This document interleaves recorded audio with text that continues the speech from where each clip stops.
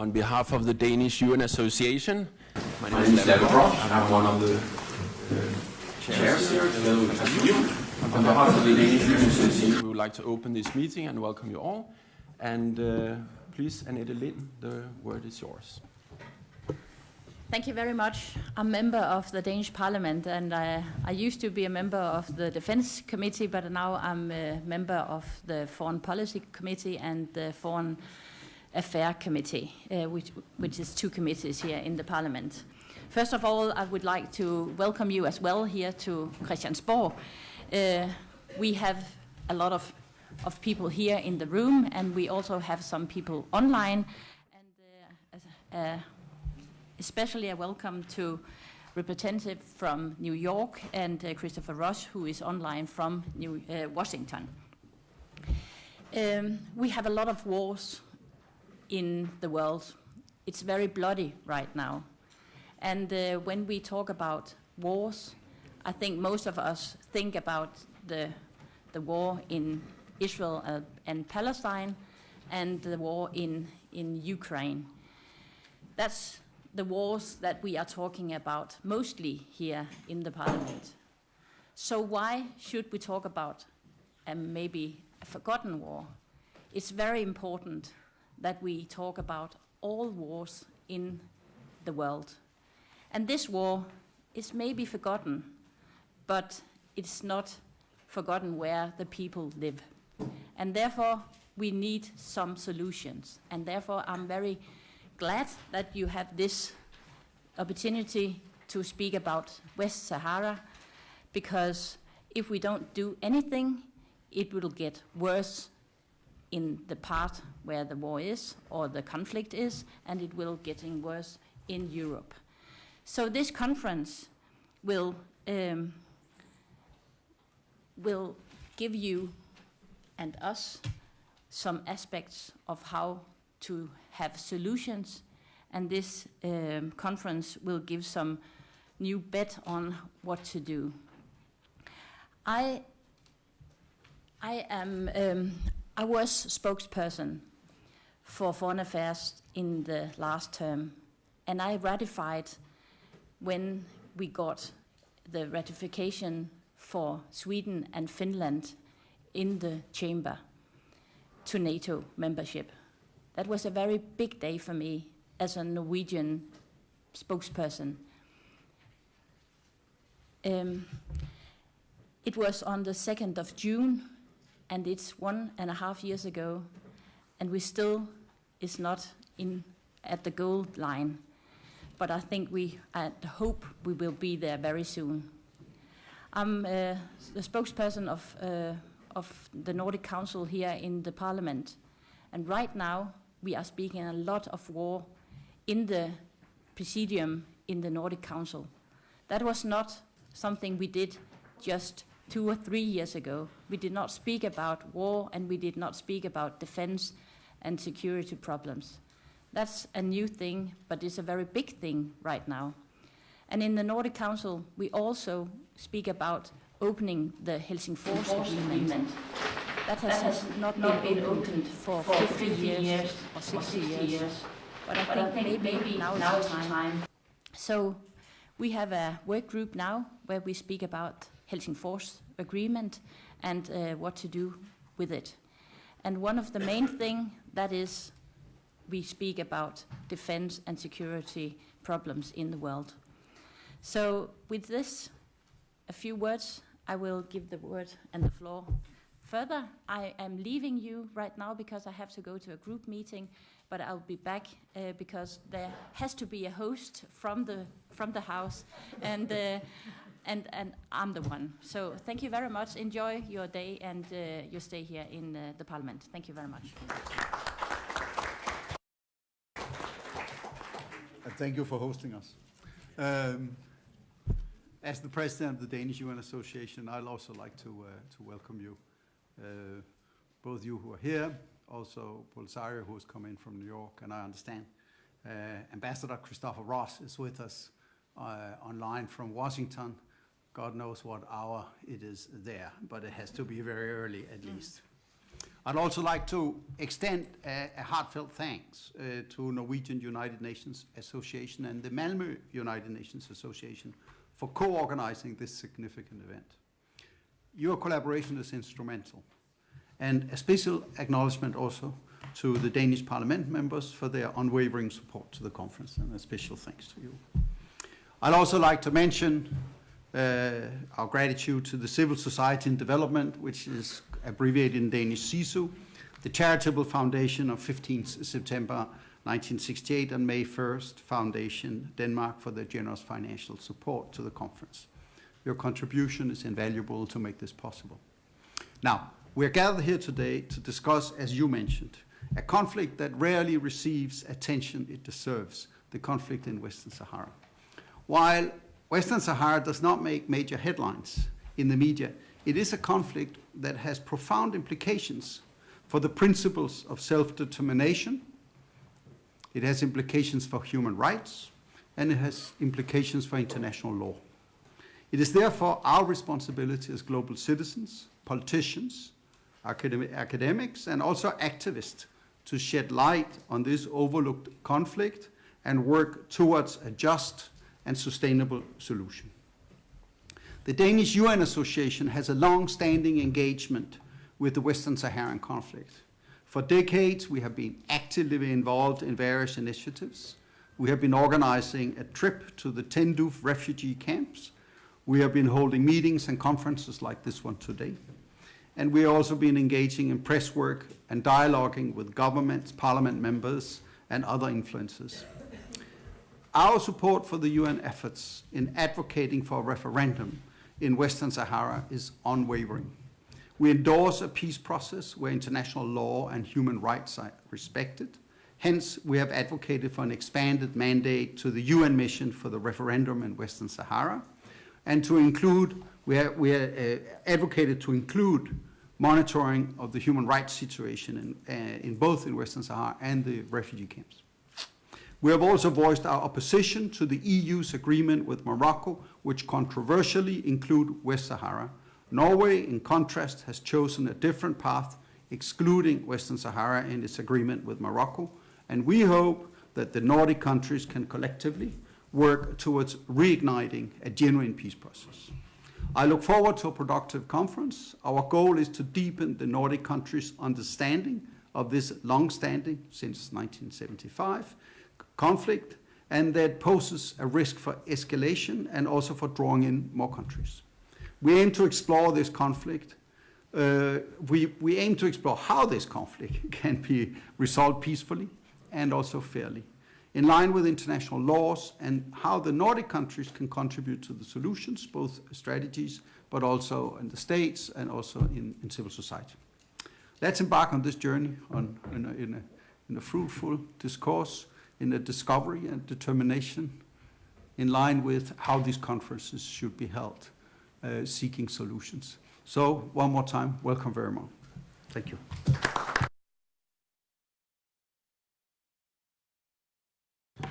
Thank you very much, and the conference is hereby open, and the first speaker we have is Mosgaard, and when he's getting ready, I will just come with some practical informations. Since this is a public conference, there are also journalists present in this meeting, and it will be recorded. And as you all know, we have online participants. So even if we are quite many here, we are actually more, because it's being seen by people various places. And I can also inform you that the Malmö UN Association is having a gathering in Malmö where people are also watching this conference. So welcome to the people in Malmö as well, and other places. I know in Bornholm there is also people watching, and elsewhere. So, but now the word is yours, Kurz. Thank you. I hope you can hear me. Well, I'm an old soldier, as you can see. I'm old. and I was the force commander in West Sahara for 2 years, from 2005 to 2007. I'm not sure that a lot of things have happened in the meantime, so I hope what I'm telling you is still somehow updated. Otherwise, it should actually lead to give you all some of you know a lot about West Sahara, and some of you know very little. So the idea is to give you a briefing about it, so that we have a general understanding of the conflict, of the terrain, of the people, and that is the purpose of my lead in. There will be questions afterwards, and you are also most welcome to contact me in the breaks if you want more information. And I choose my Jutland English, but it's how I speak. First, a little bit about the terrain. If you look to the left out in the water, about half an hour flight, you'll find the Canary Islands. That's where you find the yellow strip. This is Western Sahara. About 266,000 square kilometers, more or less the same size as the United Kingdom. With a neighboring country, Morocco, and Algeria, Mauritania, and about 1,100 kilometers of coastline adjacent to the Canary Islands. This is some photos from the area. Actually, I need some green stuff also, because you actually also will find some green plants, but that is the photos I have, and you also find some old castles from the Spanish area, and someone also from the French, but that's how the terrain look like. But you also have this very beautiful coastline, and you also have wadis where you can actually see camels or dromedaries who are walking around. So that's how it is. Population, this is the Sahrawis. They are very kind people. Actually, I think I'm good friend with both. I don't know. I feel like I'm good friend with both the people from Sahara and also Moroccans. They are nice people. Both of them, you can talk to them, and these people, they are most of them are Muslims, but they don't go to mosques. They basically pray behind the local hill, and if you meet some of the ladies, you'll go into the tent, and you then see them take off this dress, and then they'll be there in a t-shirt and in jeans, and offer you tea, and they can have a divorce if they want a divorce. So it's a little bit different from other areas, like we are different from Germany, for example. So there's a difference here. I'm just giving a wild guess because no one really knows how many there are. But around 500,000 people, where about 155,000, perhaps 200,000 are living in the refugee camps in Algeria. Otherwise, you can see the cities here where the most of the people live. The people living in the refugee camps are getting nutrition from the UN, from the European Union, but they're really living a tough life in a desert where basically the goats are living from plastic, and a really tough area to live in, and they have been living there since 1975, waiting for a solution to this conflict. Economy, can it actually live in this area? First and foremost, there's a lot of phosphate as you use for nutrient the ground that is exported from this area. You also have a lot of fishing areas where we have the dispute whether this should be allowed to be sold to the European Union or not. And the European Court have said no, and the UN has still done it, but this is one of the areas for discussion. And then there might also be oil, both out in the waters, but also inland. But not anything really exploited yet, but it's a possibility. Then a little about the history. As you remember, or some of you remember, you have the weights that you participated in the Berlin conference in 1985. And at that time, the European nations decided how to divide Africa among themselves. And this became a Spanish colony. And it was a Spanish colony for a long time, even longer than most other places, because in Spain they had a boss that was not very friendly. He was called Franco, and he didn't want to give away this area. He should be a colony. But he died basically in 75, and the UN started to call for this referendum because a big part of the UN establishment back in 45 was they wanted to let the colonies get free and have their own future instead of being a colony of a European power. So the UN started to call for this, and In 73, we had the Polisario Front established, and then the Spain was actually planning to have a referendum, as should happen if you have a colony, so that the people living in this area could decide themselves where to go. But Morocco complained about this and said, no, this area actually belonged to Morocco from historical reasons. And then he was considered in the International Court of Justice, is this Morocco or not? And it was basically decided by the court that the referendum should take place, and there was no historical tie that should stop such a referendum. Then the war started, and I'll come back to how it started, and basically there was a war going on until 91, long time. Then it was basically, the result of the war was basically 1-1, because no one was actually winning this war, and there was then agreement there should be a ceasefire in 91, and then the UN should send in a peacekeeping force called MINURSO. And since then, basically nothing has happened. 2007, 2023, we are more or less the same place as before. Let's take a very short glimpse of the UN Charter. And behind all these words, it basically says that if you have a colony, then the colony should be allowed to decide by themselves. Do we want to be independent? Do we want to be a part of another country? Or something third.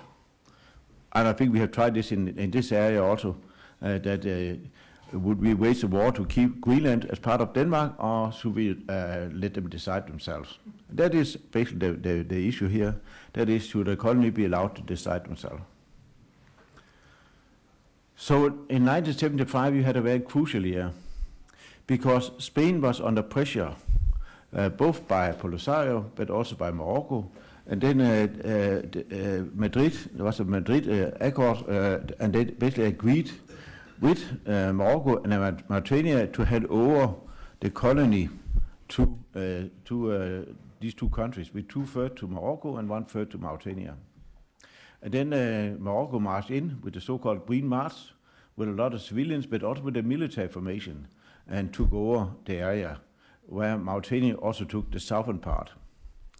Polisario took up the fight with Mauritania, and they basically won, and they knocked the door of the capital, Mauritania, in 1979. Nouakchott, as you know, is the capital of Mauritania, and then basically Mauritanians gave up their claim on Vestsahara. And then basically Morocco moved in and took the last third also. As you can see in 79, at that time, the Polisario was actually doing a fine military job out there. They didn't have a lot of weapons. They were very good fighters. In the beginning, Morocco had about 20,000 soldiers in the area. It was not enough. Then they had 40,000, then 60,000, then 100,000, and then in the end they had 200,000 soldiers fighting. And they could not really defend the cities, so they started to establish sand walls around the cities, then connect the sand walls, and then in the end there was a sand wall through West Sahara that is have a strength of about 2,500 kilometers. You'll see a picture in a second. We had a different meeting, different plans. The MINURSO in 91 was sent in to organize what they call a settlement plan. Basically, the UN should try to figure out who should be allowed to vote as early as 91. They planned for half a year of planning. It took many years because the two parties could not agree who actually should be allowed to vote. So in 99, they basically gave up on this referendum and sent all the voting papers to Geneva, where they still is located. Then they called in the former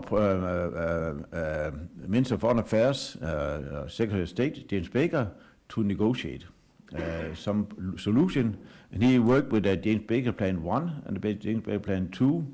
And James Baker Plan 2 was actually approved by the UN Security Council. It was basically saying now this area should be a kind of autonomy area of Morocco for 5 years, and then the people should be allowed to vote and decide should they remain a part of Morocco or should they be independent or something else. But this bigger plan was sent to the two parties, and Polisario rather quickly said, yes, it's okay, we can agree with it. And then after 1 year, Morocco said, no, we cannot agree to this bigger plan. So what to do? So the UN Security Council basically decided, okay, we will not enforce this plan on the area. We will appoint a personal envoy who will then negotiate with the parties to find a peaceful political solution to the area. As you can read here, request the parties to resume negotiation without preconditions, in good faith, a need to achieve a realistic, practical, enduring, and mutually acceptable solution based on compromise. They don't say anything about international rules and so on here, but basically they hope to find some kind of solution by talking together. And basically this has not succeeded so far. Various personal envoys have tried hard a couple of years, and then they have been giving up, and just now it is Staffan de Mistura, Swedish Italian person who is the personal envoy, who is trying hard to let the people or the parties meet and find a solution. Here now the conflict has started again. About 2 years ago, the first shot was fired, and the fire is still, the war is still going on more or less around the ceasefire line. Recently there was also a number of explosions in Smara, and there's a risk, I think we all fear, that the war could spread to the west of Vestsahara, to Morocco, and perhaps also involve Northern Africa. There's also implication that will lead to a major war in Northern Africa, which happened before. You had the guerre des Sables between Algeria and Morocco back in 1963, so it could happen again. There is a risk if we are sleeping and not doing anything, that this can spread.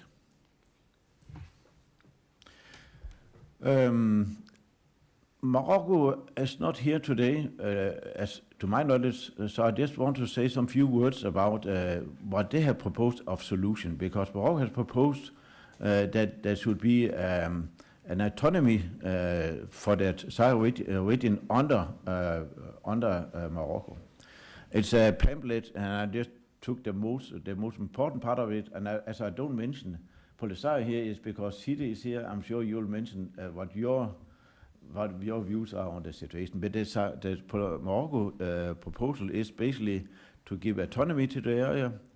That will mean that the local region would have local administration, a local police force. They would have also courts, budget, tax, regional planning, infrastructure, social sector, and so on. Whereas the Moroccan kingdom should keep the flag, the national anthem, the currency, national security, that is the military, and also be responsible for external relations, that is foreign ministry. And the Moroccan side would think that this should be then the only issue to be discussed in a referendum, so that the Sahrawis can say yes or no to this solution and only this solution. Here you see the berm from a helicopter. The berm is basically a sand wall, actually two sand walls, as you can see, and you can see this small wing. That is the platoon. Us from the military would know there's about 30 men, and there are 689 of these platoons formations down this 2,500 kilometer line. And if you go further to the left, you'll find a lot of Moroccan military units ready to defend or attack. On the right side, you'll find Polisario land, where they try to do more or less the same or be ready for war. You can see the sand wall here with me passing by foot. You can see some of the Moroccan units, tanks, mostly French and US equipment. And you see Polisario, which is mostly old Russian equipment, and also some equipment that they have taken away from the Moroccan side. And then to MINURSO. First of all, the task officially is still to assist the Secretary General in the fulfillment of the mandate of holding a referendum. That is still the official task of MINURSO, even that the referendum is in Geneva or put away for some time. And you can still be a little bit suspicious, will this actually work? But this is the people of MINURSO, as you can see here, a number of civilians, both international staff, local staff, military from about 30 nations. And the military are unarmed. So basically we are under protection of the two parties. This area for the size of the United Kingdom, we have a number of bases around in Vestsahara, and you take down to Åbning to the south, up to the headquarters in Layun, FHQ, with a lot of abbreviations, field headquarters. There's about 800 kilometers. So we basically transport ourselves with cars, helicopters, and planes. And you'll see the red line is more or less the berm. And we try to make sure that half of the MINURSO is on one side of the berm and half of MINURSO on the other side of the berm. What is the job of the MINURSO now after the ceasefire or after the referendum has been put aside for some time?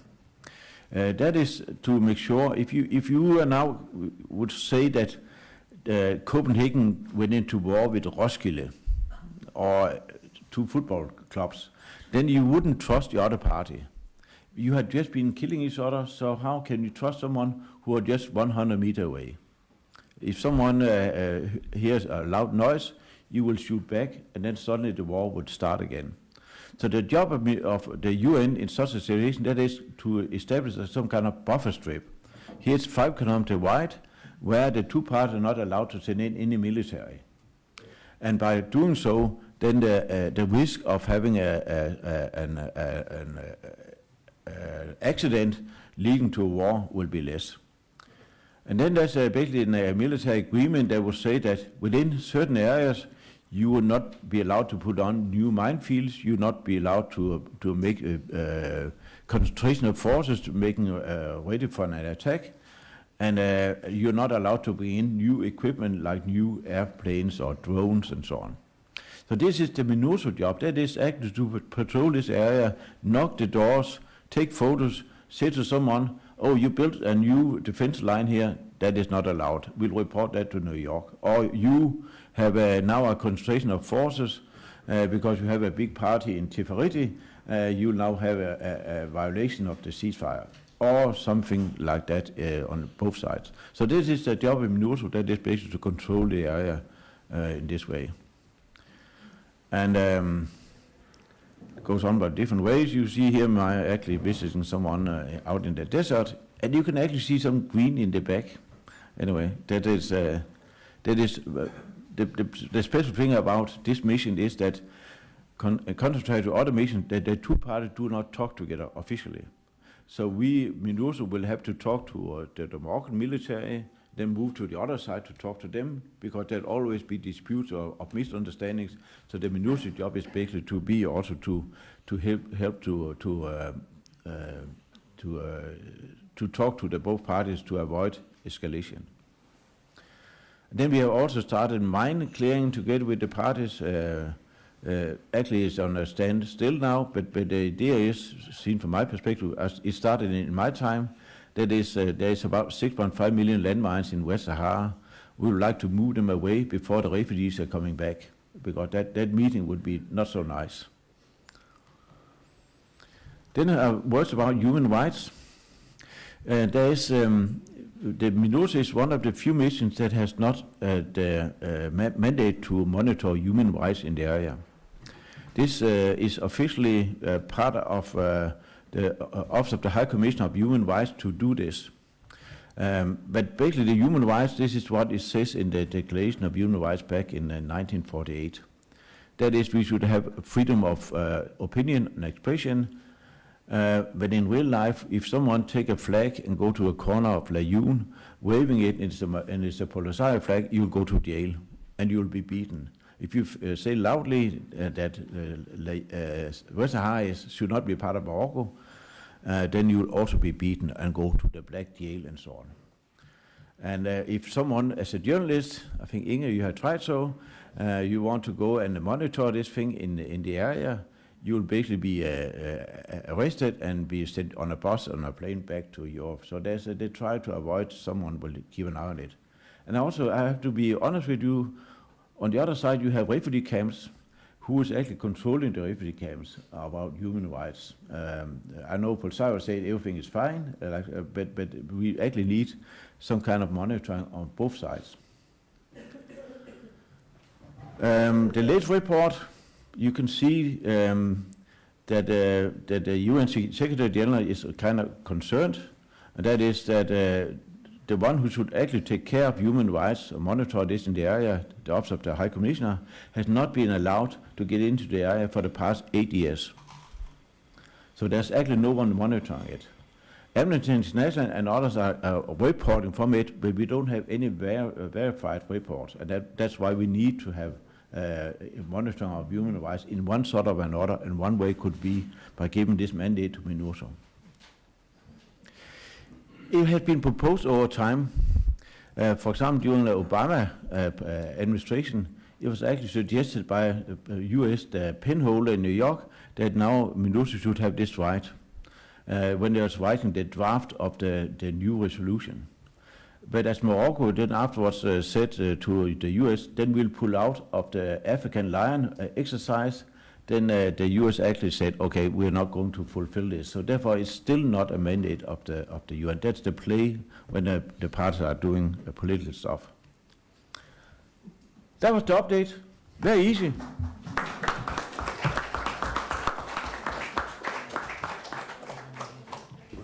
Thank you so much to Kurt Mosgaard, and as an officer you are also very precise, so you didn't use more of your time. So now we are going to the part where you also have the chance to say something, and I will ask the ones of you that gets the word to do it shortly and ask questions. Not long time, because we have around 15 minutes for questions now, so more can participate. Christian will help with the microphone, so who would like to be the first? Please tell your name when you ask something. It's a very quiet. Yes. Group. Kurt was so precisely so. My name is Ingrid Petersen, and I'm a journalist. I know, Kurt, that your perspective is the UN question, but can you also say something about what it matters now that the fishing agreement with the European Union, between the European Union and Morocco, is not being, it's being held back, or it's not being discussed at the moment because of the European court decision. They're waiting for the final decision. It's a big question, but the fact that the European Union is not renewing the fishing agreement, and hopefully not renewing other agreements as well, as long as they include Western Sahara. Does that in any way affect the UN? Yes, of course. Yeah, it does. If the UN is going to mediate and negotiate with the two parties, if you want to make that really difficult, then you make sure that you develop West Sahara in economical matters with windmills, with a lot of money put into the area, including money you get from selling fish to the European Union. If this area are getting a very high value for the occupation forces, then of course they would not be so willing to actually negotiate an agreement. So it makes it more difficult for the person envoy to negotiate and find a solution if this is also a stake, that there's economical value for Morocco to keep, instead of that we try to keep away and make sure that there's no money gained from having West Sahara under your control. Thank you, Kurt. And we have another question. Morten, yeah, my please. name is Morten Nielsen. The question is around Morocco, who have the recent years bought a lot of new military equipment from the Americans, of course, but also Turkey and Israel. How will that influence the further conflict in the area in Western Sahara?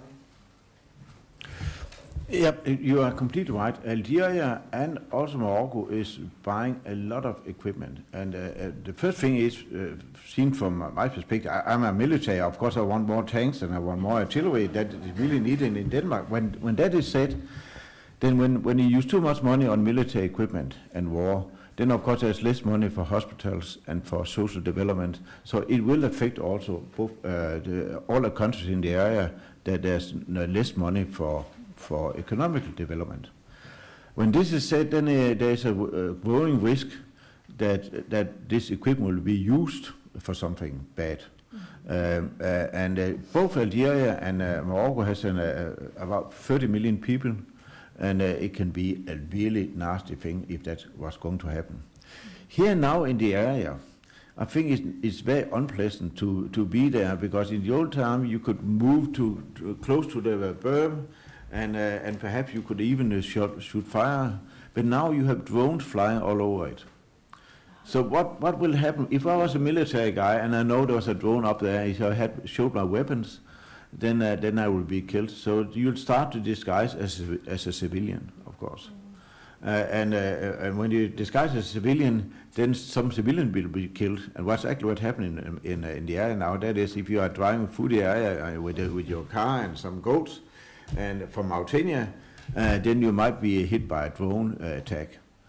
So it's kind of difficult to be there and close to the area because of the drones.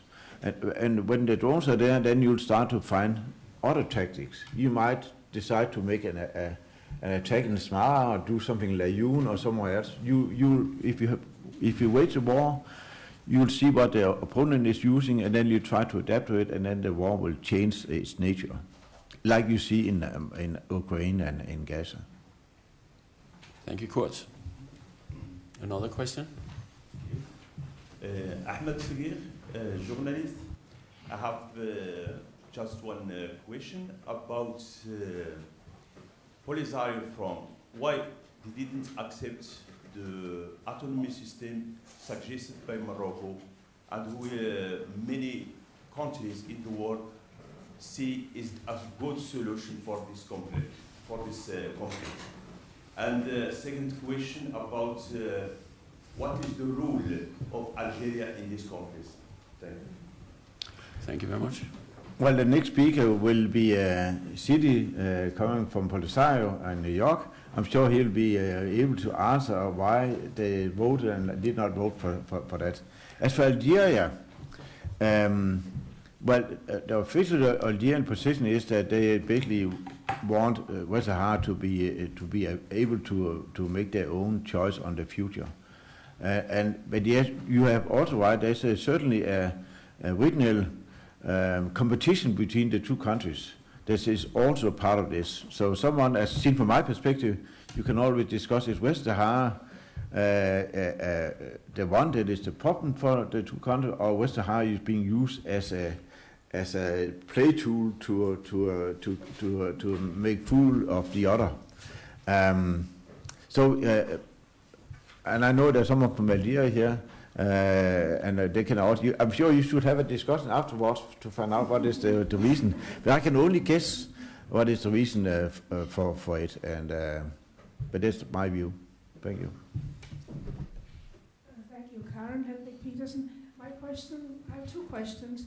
You have not mentioned the U.S. recognition of the diplomatic, the superiority of Morocco over Western Sahara, in conjunction with the recognition of by Morocco of Israel. That's one thing. Biden administration has done nothing. The other question is the Sahrawi Democratic Republic has been established and is member of the AU. So a number of African countries are on the side of the Western Sahara independence, Sahrawi people, but some African countries have not have recognized the sovereignty of Morocco. So I hope we'll discuss that a little bit more today. I don't think you can answer all these questions, but I just want to raise it so that we get through all these aspects of it. Thank you. You're right. Especially during the absence of a armed struggle in the area, then the war has primarily been going on through diplomatic channels to win countries to recognize SADA or to not recognize SADA. We use a lot of resources, and I think K Street in Washington is a very well-paid area because also the lobby to influence Congress members is really something that is done a lot about it.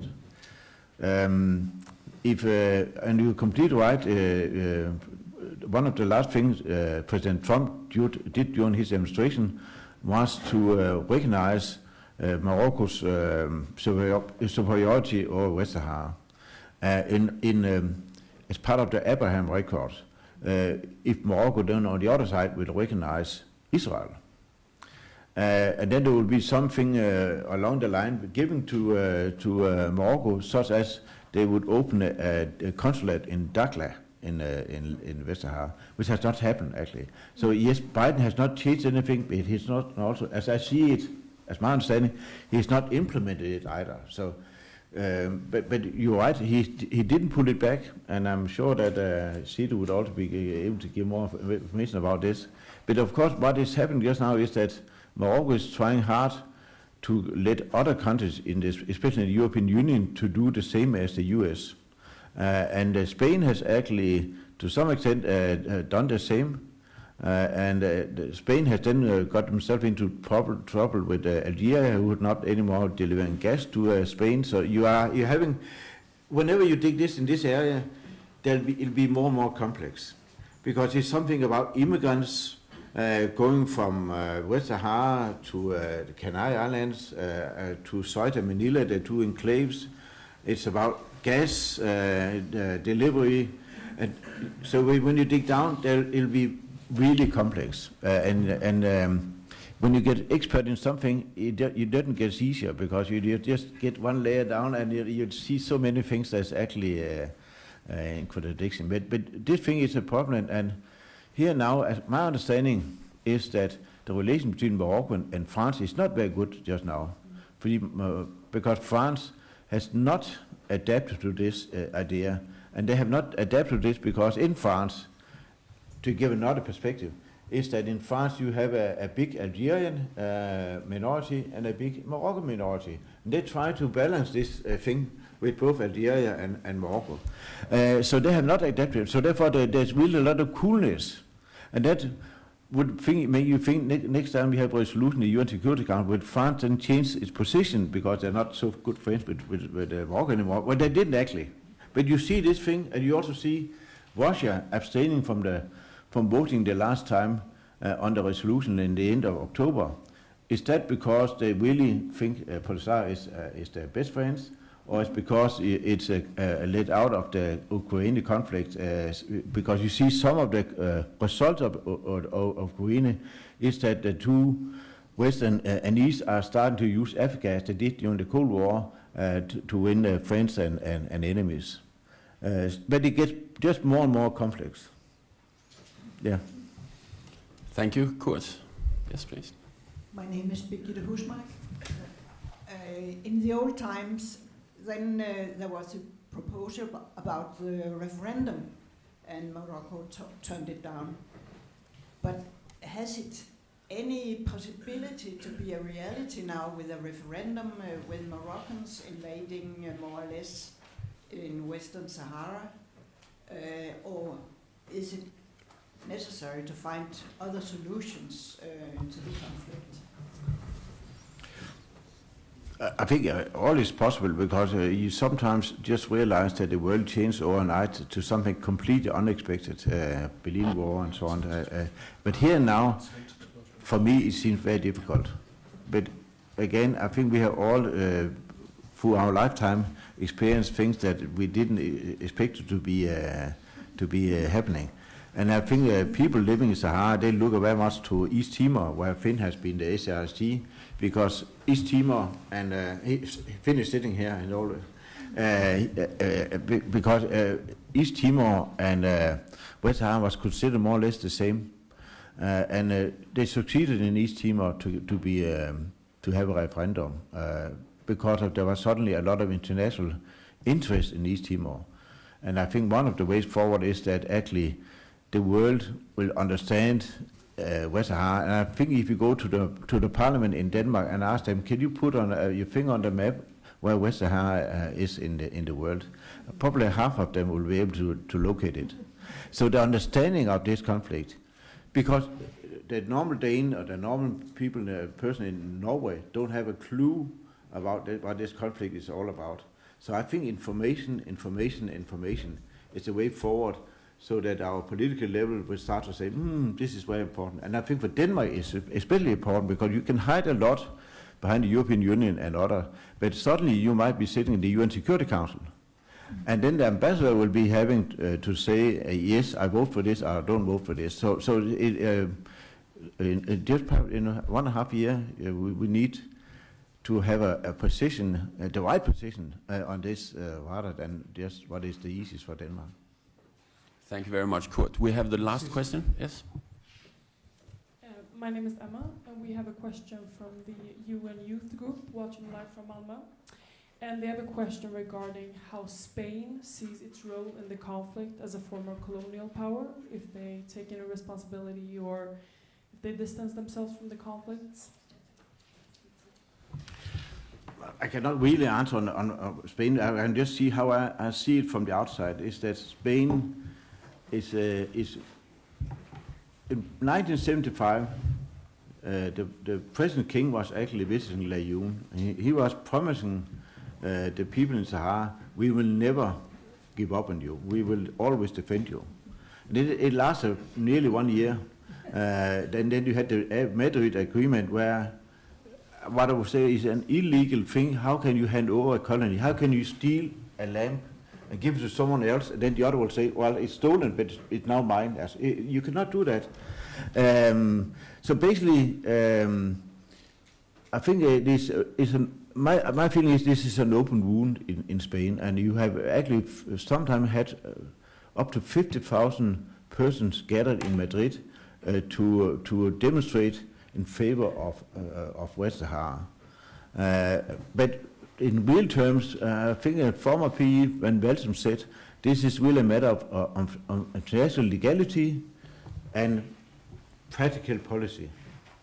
And here, most people, also in Denmark, is doing exactly the same. When we make a decision on things, then if we're not following it closely, then often our political level will take the easy way, like where can we sell some more cheese, or where can we have something. If I want to really to be nasty, I've told you this thing about human rights and the US, how little it should be actually lead. I think many people like Obama to change his view. In Sweden, some years ago, they actually have a decision in the parliament that they do now recognize SADA. It was a decision, and it was then going to be fulfilled because suddenly the opposition who proposed it became government. And they would then actually implement this as the first European country to recognize SADA. And Moroccan side will then tell Sweden that then we cannot actually accept that you open an IKEA in Marrakesh. So it's still not been decided by Sweden. That's a rumor from my level, but that's what you can read in the different papers. So we are all for sale, and if someone in Denmark is really wanting something and someone is complaining about, we want more money for this and this, we are all merchants to some extent. Me too, and we all are. And we need somehow to have people, and now I'm being political, I should not, but we need that our population in the Nordic countries will say we want our political level to do the right stuff, not what is the most easy. Thank you very much, Yeah. Kurt. And we have a little present to you, Kurt. Yes. Thank you so much, Kurt, for this very good introduction to the Western Sahara conflict.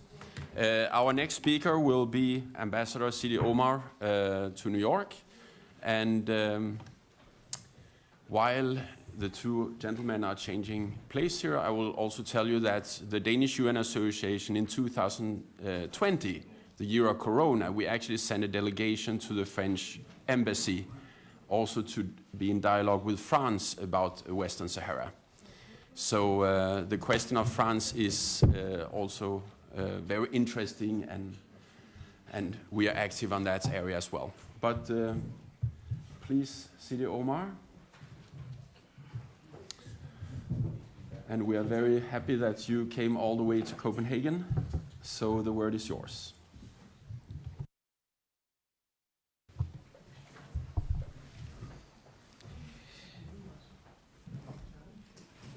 Good afternoon to all of you, and it's really nice to be back to Copenhagen and to Denmark, the country that I had the pleasure to serve as a representative more than 10 years ago. Let me start by thanking the Danish UN Association for the kind invitation and all of those who have contributed to the organization of this very important event at this emblematic place, Kerstenborg. As you may know, today marks the 48th anniversary of the infamous Madrid Accords, whereby Spain handed over the administration of Western Sahara to both Morocco and Mauritania in violation of its obligations as an administering power and in total disregard of the right of the people of Western Sahara to a credible and genuine process of decolonization. Besides their illegality, Madrid Accords remain a disgrace for both the former colonial power and to all of those who were involved in this conspiracy and its aftermath. To answer the question that was proposed to me about what's necessary for creating a real peace in Western Sahara, let's recall first that almost 60 years ago, the United Nations recognized the then Spanish Sahara, the now Western Sahara, as a non-self-governing territory. The UN recognition of the international status of Western Sahara as an issue of decolonization also reaffirmed the inalienable right of the people of Western Sahara to self-determination and independence in accordance with the United Nations General Assembly Resolution 1514 of 1960. It's also important to note that the very General Assembly Resolution 1514 formed the basis of the UN Security Council Resolution 690 of 1991, whereby the Security Council, and under its authority, established the United Nations Mission for the Referendum in Western Sahara that Mr. Mosgaard was telling you about. In line with relevant UN resolutions and norms of international law, the right of the people of Western Sahara to self-determination and independence is inalienable and cannot be affected by the passage of time or by the realities created by force by the occupying power Morocco in the territory since 1975. Moreover, the people of Western Sahara, as a people of a non-self-governing territory, do not have only a right to a self-determination process, but also a right to exist as a people and to have permanent sovereignty over their national resources, among other rights, of course. Now, considering that the essence of the right to self-determination is free choice, it is very important to underline that no genuine and credible process of exercising the right of self-determination in the case of Western Sahara can be possible without the Sahrawi people, and only the Sahrawi people, being able to make a free choice to determine their political states under the optimal conditions of freedom, fairness, transparency, and without any military or administrative constraints. For the Frente Polisario, any self-determination process must be based on the independence option, which from the beginning has always been the demand of the Sahrawi people under the leadership of their sole and legitimate representative.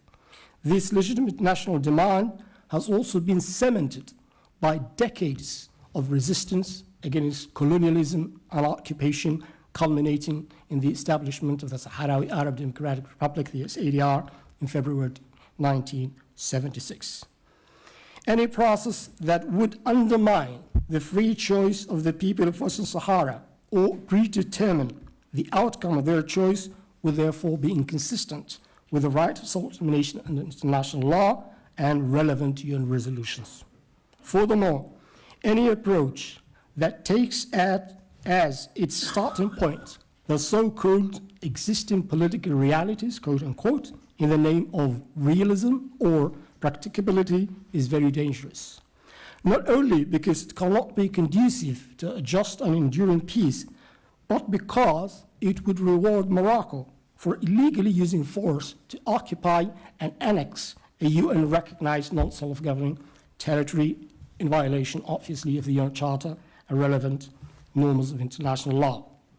Finding a peaceful, just, and lasting solution to the question of Western Sahara in line with the relevant norms of international law is not only urgent, but also possible.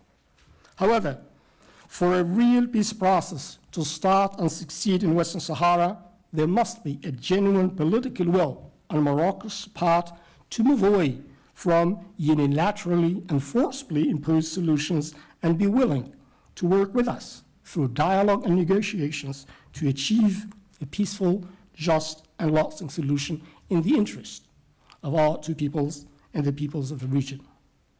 We, the Sahrawi people, are strongly committed to peace, and we have made tremendous sacrifices and all sorts of unimaginable concessions for the peace process to succeed. But the peace we need is a peace that's based on the solid foundations of justice and international law, not a peace imposed by brutal force.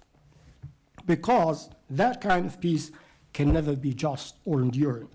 And in this sense, and as Mr. Mosgaard referred briefly to our proposal, indeed, in 2007, we put on the table a very generous proposal based on UN resolutions saying that let's go for the referendum, the essence of the self-determination, and if the Sahrawi people choose to be independent, then the Sahrawi Republic would be very willing to establish strategic relations with Morocco and with the neighboring countries.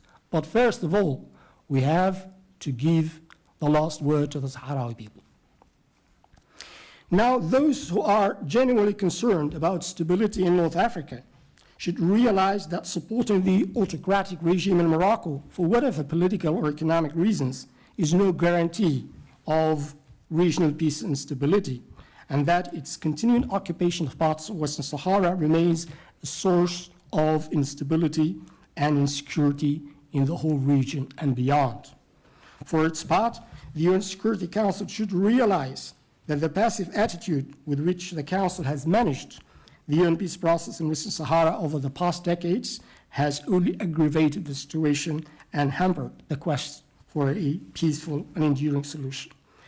What makes the situation even worse is the hands-off approach supported by some key members of the Security Council, which is largely based on the assumption that because of certain geopolitical consideration, the least costly solution in political terms would be to maintain the status quo and leave the parties to resolve the conflict by themselves based on their power relations on the ground or other sources of power. This is an extremely dangerous approach, whose dire consequences are there for everybody to see, especially after Morocco violated the 1919 ceasefire and triggered a new war in Western Sahara. The Security Council and the international community at large should also realize that the self-determination referendum remains the only compromise-based solution, which has been accepted officially by both parties, the Frente Polisario in Morocco, and unanimously supported and endorsed by the Security Council. So for this reason, what is really needed is just to fully empower MINURSO to fulfill its mandate and hold the referendum. Morocco, the occupying power in Western Sahara, has no legal basis whatsoever to support its position, regardless of any arguments that they may advance. Its position is solely based on the brutal force, with the hope that with time its might may give it right to the territory. Now, given the indisputable international status of Western Sahara as a decolonization issue on the agenda of the UN since 1963, the question before the international community and the free world simply comes down to this. Do they allow the logical force to prevail in North Africa and thus allow Morocco's military occupation of parts of Western Sahara to endure with impunity? Or do they defend the principles of international law and therefore ensure that the Sahrawi people have the chance to exercise their inalienable right to self-determination and independence freely and democratically? In a rules-based international order, the answer should be very clear, because the logical force cannot be an option. The only option, therefore, is to defend the principles of international law and bring the decolonization of Western Sahara to its conclusion through the free, genuine, and democratic expression of the sovereign will of the people of Western Sahara in the exercise of their inalienable right to self-determination and independence. In conclusion, the exercise by the Sahrawi people of their right to self-determination and independence through a credible, free, and democratic process is the only option to achieve a just and durable solution in Western Sahara. After all, in its essence, the right to self-determination is about the people concerned making a free choice, not for someone else making that choice for them. And I thank you for your attention.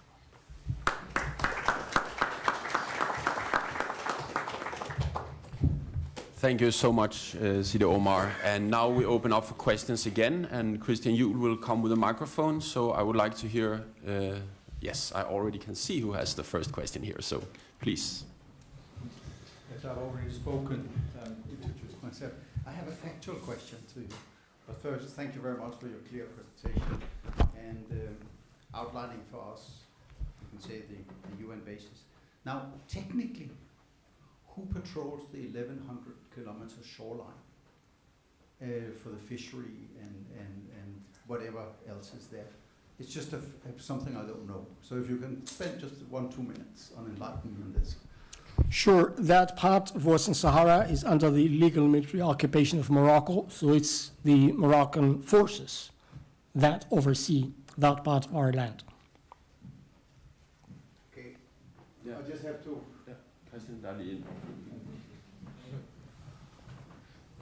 Is that overseeing that, is that effective? And the reason for talking about this, that some UN initiatives, for example, together with the Norwegian government, that helps various states to protect their economic zone and their fishery zone, but there's a lot of illegal fishing going on.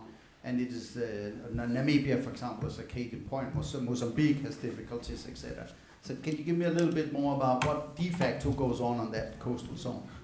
Sure. As I said, the large part of Western Sahara is under the legal military occupation of Morocco. It's an illegal occupation of a UN-listed non-self-governing territory. There is no legality whatsoever to that. Therefore, any activities or actions undertaken by the occupying power are illegal. And any third party, be it Sweden or Norway or the US for that matter, will be engaging in an unlawful action. Thank you. Thank you very much. And we have another question. Yes, Anwar Twimi from the Danish Moroccan Council. I have 2 questions. The first question is, why do you consider yourself in Polisario that you are the only representative of the Sahrawi people? What about the millions of Sahrawi people in the Moroccan Sahara? The other question is, you just speak about peace. Why you cannot accept the autonomy initiative, and why do you attack civilians in Smara last month if you want peace? Thank you very much. Sidi Omar. Thank you. I am saying that the Frente Polisario is the sole and legitimate representative of the people of the non-self-governing territory of Western Sahara, in line with the United Nations relevant resolutions. I can cite 34/37, 35/19. As regards the second question, why the people of Western Sahara do not accept the so-called autonomy proposal made by Morocco in 2007. There is a very basic legal norm in law. What's illegal is illegal. The presence of Morocco in Western Sahara has been qualified by the United Nations, not by me or the Frente Polisario, as a continued occupation. The International Court of Justice in 1975 ruled that Morocco has no ties of sovereignty over Western Sahara. Several rulings by the Court of Justice of the European Union reaffirmed that Western Sahara and Morocco are two distinct and different territories. Conclusion: Morocco does not have any sovereignty over Western Sahara, and it would be the most absurd thing in modern history to see a country contemplating granting autonomy to a territory over which it does not have any internationally recognized sovereignty. So by that same logic, Denmark cannot grant autonomy to Malmö next door because it does not have any internationally recognized sovereignty over Malmö. This is the answer. Thank you very much, Sidi Omar. We have another question here. Well, thank you very much. I have a question about the vote itself. I know that there have been discussions previously about who could vote in such a referendum, and I suppose that a lot of Sahrawi people are spread around many countries, maybe who may want to return or not. But what would be, according to your judgment or according to your negotiations, the criterion for being able to vote? And also I'd like to raise again the question of the Sahrawi Democratic Republic. What is the relationship, what is the establishment of that republic? As I said before, it is member of the AU, which is quite a feat, I would say, but we never hear about it. Does it have a role? Does it play a role in the AU, or can the AU be used to strengthen your claims? Thank you. Thank you. Well, about the vote, and I will not go deep into details, but this very crucial issue was already resolved through negotiations between the two parties when we agreed on what would be the basis of voter eligibility, the last census taken by the Spanish authorities in 1974. 1974, neighboring countries, Algeria, Mauritania, and Morocco, were independent countries. The people lived on their territories were their nationals. Those who lived in the so-called Spanish Sahara were living in a non-self-governing territory administered by a European country, Spain. So those who lived there were the ones who were concerned by the referendum. And as Mr. Mosgaard said, the UN established a committee, it did its work, very hard work, and then came up with a list, which as everybody knows. And it was at that very moment where Morocco said, no, with this list we're not going to win the referendum.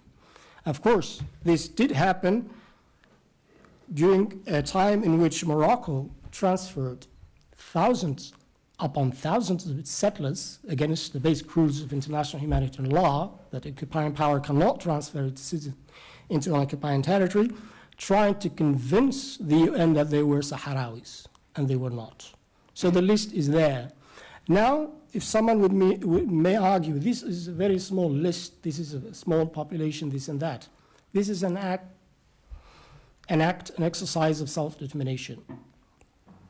For the people, folk, the word is people, not populations, by the way, if you read that 35 paragraphs of the so-called autonomy proposal, just, you know, as if you don't have anything to do in life and you're bored, you can check it. There is no word of people. People is the word used by the Security Council, by the General Assembly.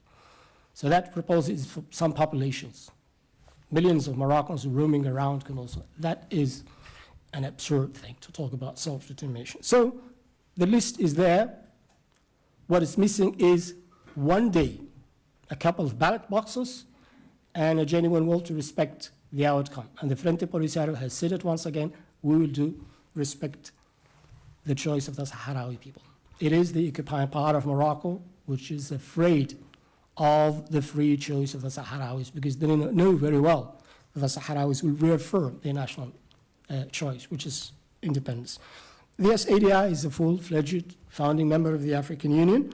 What role plays the African Union? It's a regional organization recognized in the UN Charter as a role to play, but of course, in what regards Western Sahara as an issue of peace and security, the primary responsibility falls on the UN Security Council, which is dealing with this. But we're taking part in AU activities as any other member state, and as you know, Morocco, after some time of absence, being alone, trying to join Europe, Europe did not want them in, came back to the African Union in January 2017, and they are there under the same roof with the Sahrawi Arab Democratic Republic. Thank you very much. Yes? Hello, I'm Julia. I'm from the Malmö chapter of UNA Sweden. And my question is, as you have established already, Morocco has exuded a disregard for international law in regards to this occupation. So how sustainable do you think a self-governance is if the norms and views of the Moroccan state is the same? I am not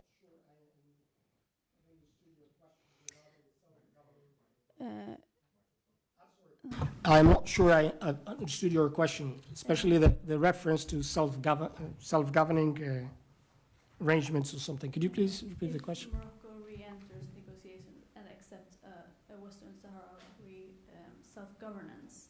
Self-governance, that's the term I'm not understanding. Okay, let's say that the Moroccan state re-enters negotiations and the referendum is held on the terms as the Western Sahrawi people would like.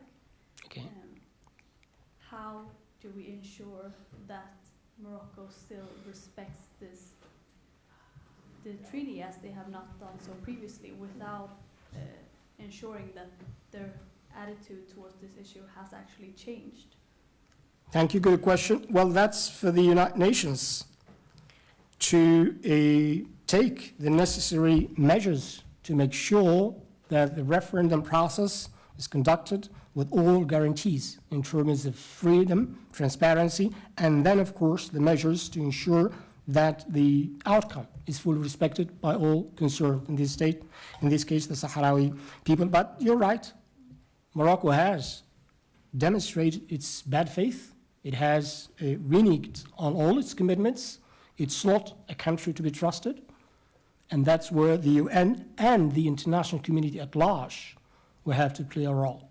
Because simply you cannot trust an autocratic regime that has time and again failed in honoring its own commitments to the international community. We have another question.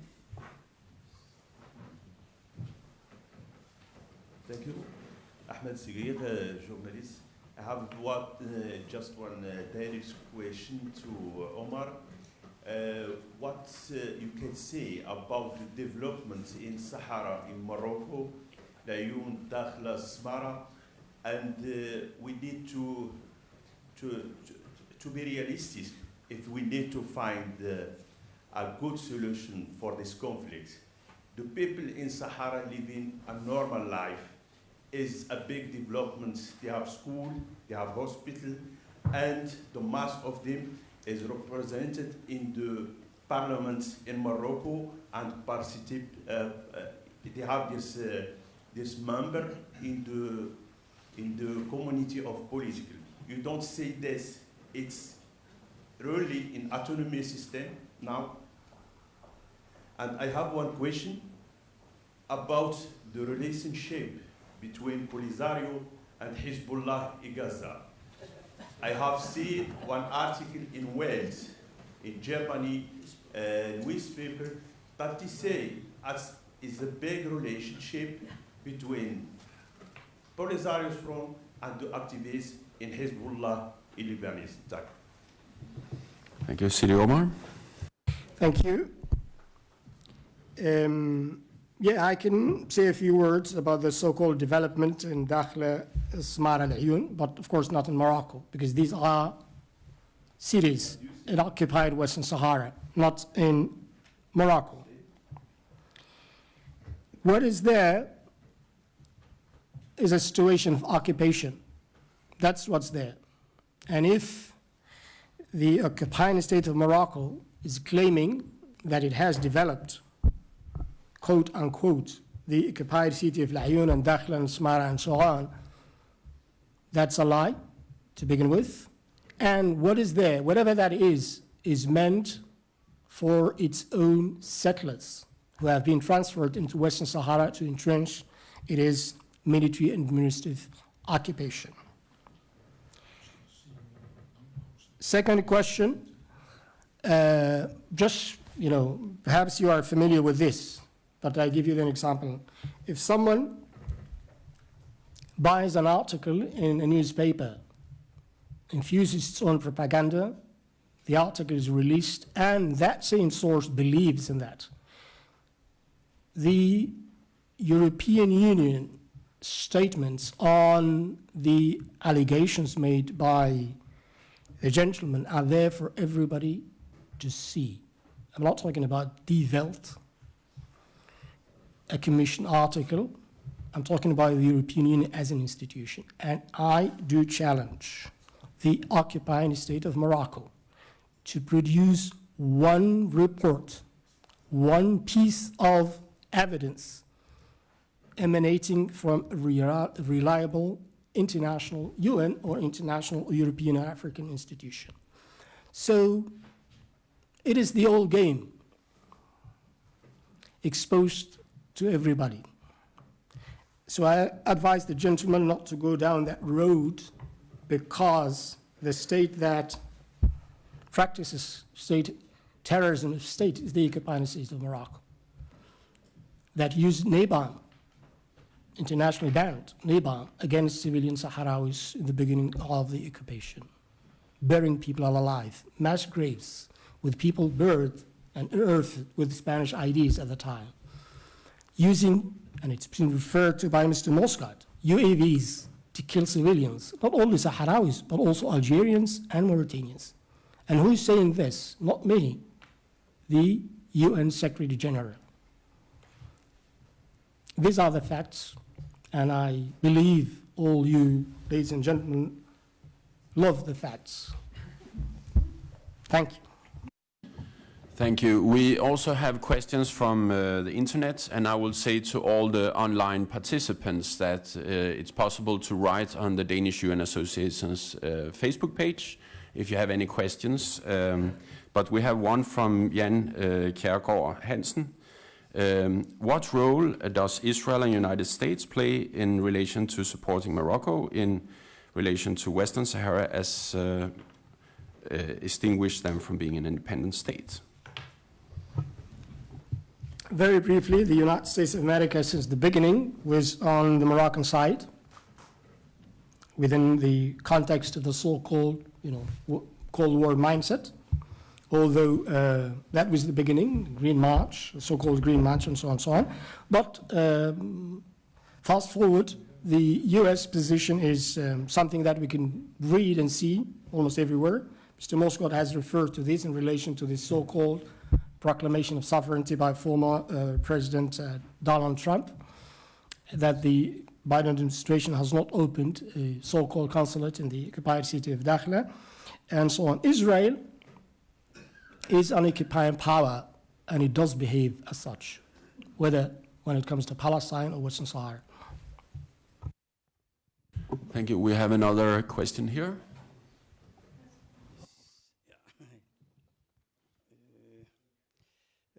أستلم عجل رئيس المرصد الاسكندنافي للسلام والحقوق الإنسان سؤال موجه للأخ سيدي عمر. بنلاحظوا الآن كل I'm not the moderator, but the language here is English. Yes, we are having the conference in English. So. If you want to speak in another language, then please ally and then take some sentences, translate, and take some more questions, and then translate. It's not fair for the people who is listening also out in the country. You can do it in that way, and that's okay.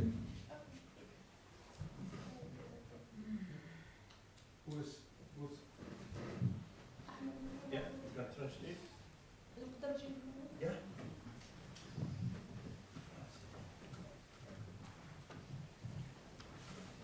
Okay, so we have a situation where we'll get some translation here. So, yes? السؤال كالتالي. جميع الأعضاء المكونين للبوليزاريو والرؤساء. Perhaps the translator holds the microphone because... All the membership who say the Polisario is come back to Morocco. And is understands and the problematic is Algerian. ثانيا السؤال الثاني شنو السبب اللي خلى البوليزاريو لم تقبل بالنسبة للحكومات؟ What is the reason that Polisario don't accept that the autonomy system suggested by Morocco? رغم أنني واحد من أبناء مدينة طنطا انتقلت عدة مرات رغم أنني مغربي 100% صحراوي مغربي 100%. And he said he was a student in the university and he was a member of Polisario last time, and now he come back to Morocco and he live in base. وعشت شخصيا مع كل من الرؤساء. رئيس عبد العزيز أبو كان على الجيش العسكري مع أبويا كله قرر معه. And he's live with the others leader of Polisario. فنحن نعيش بصراحة في المناطق الصحراوية بكل حرية، حتى كمان الصحراويين مع أنهم ممثلين في البرلمان. And now he's living in Sahara in Morocco, in Laayoune, with his family in peace, and he have all civil rights. ونعيش في قمة حقوق الإنسان. And he have all the human rights principle in the time. Thank you for the question, and also thank you for traveling here to the conference. And Sidi Omar, please. I would ask you a favor. Those of you who speak English, could you please rephrase these questions to me, if you have understood any question there?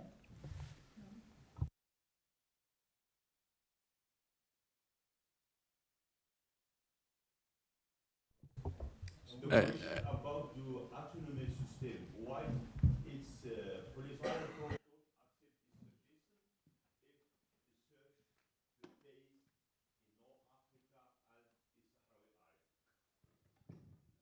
شنو هو السبب الرئيسي اللي خلى الأعضاء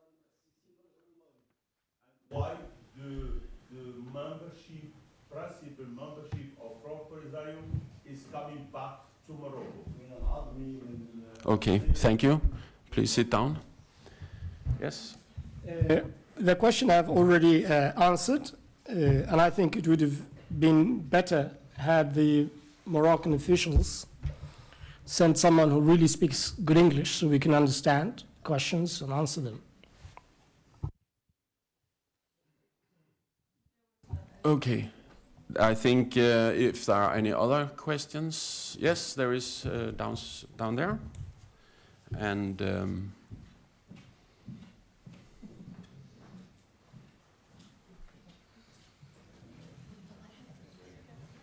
And what with me again, Danish Moroccan Council. As far as I know, there is no UN resolution that consider Morocco as an occupation force in Sahara? And the second question, why you don't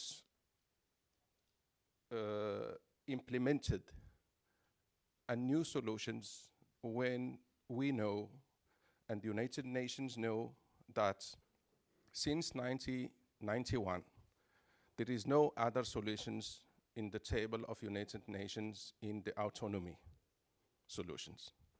Why the Polisario not come with a new solutions? Morocco has presented the autonomy solution. What do you represent it? Thank you. Thank you. Sidi Omar? Yes.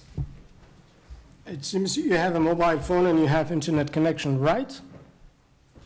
Just to make sure that you're able to Google Resolution 34/37 of November 1979 and Resolution 35/19 of November 1980.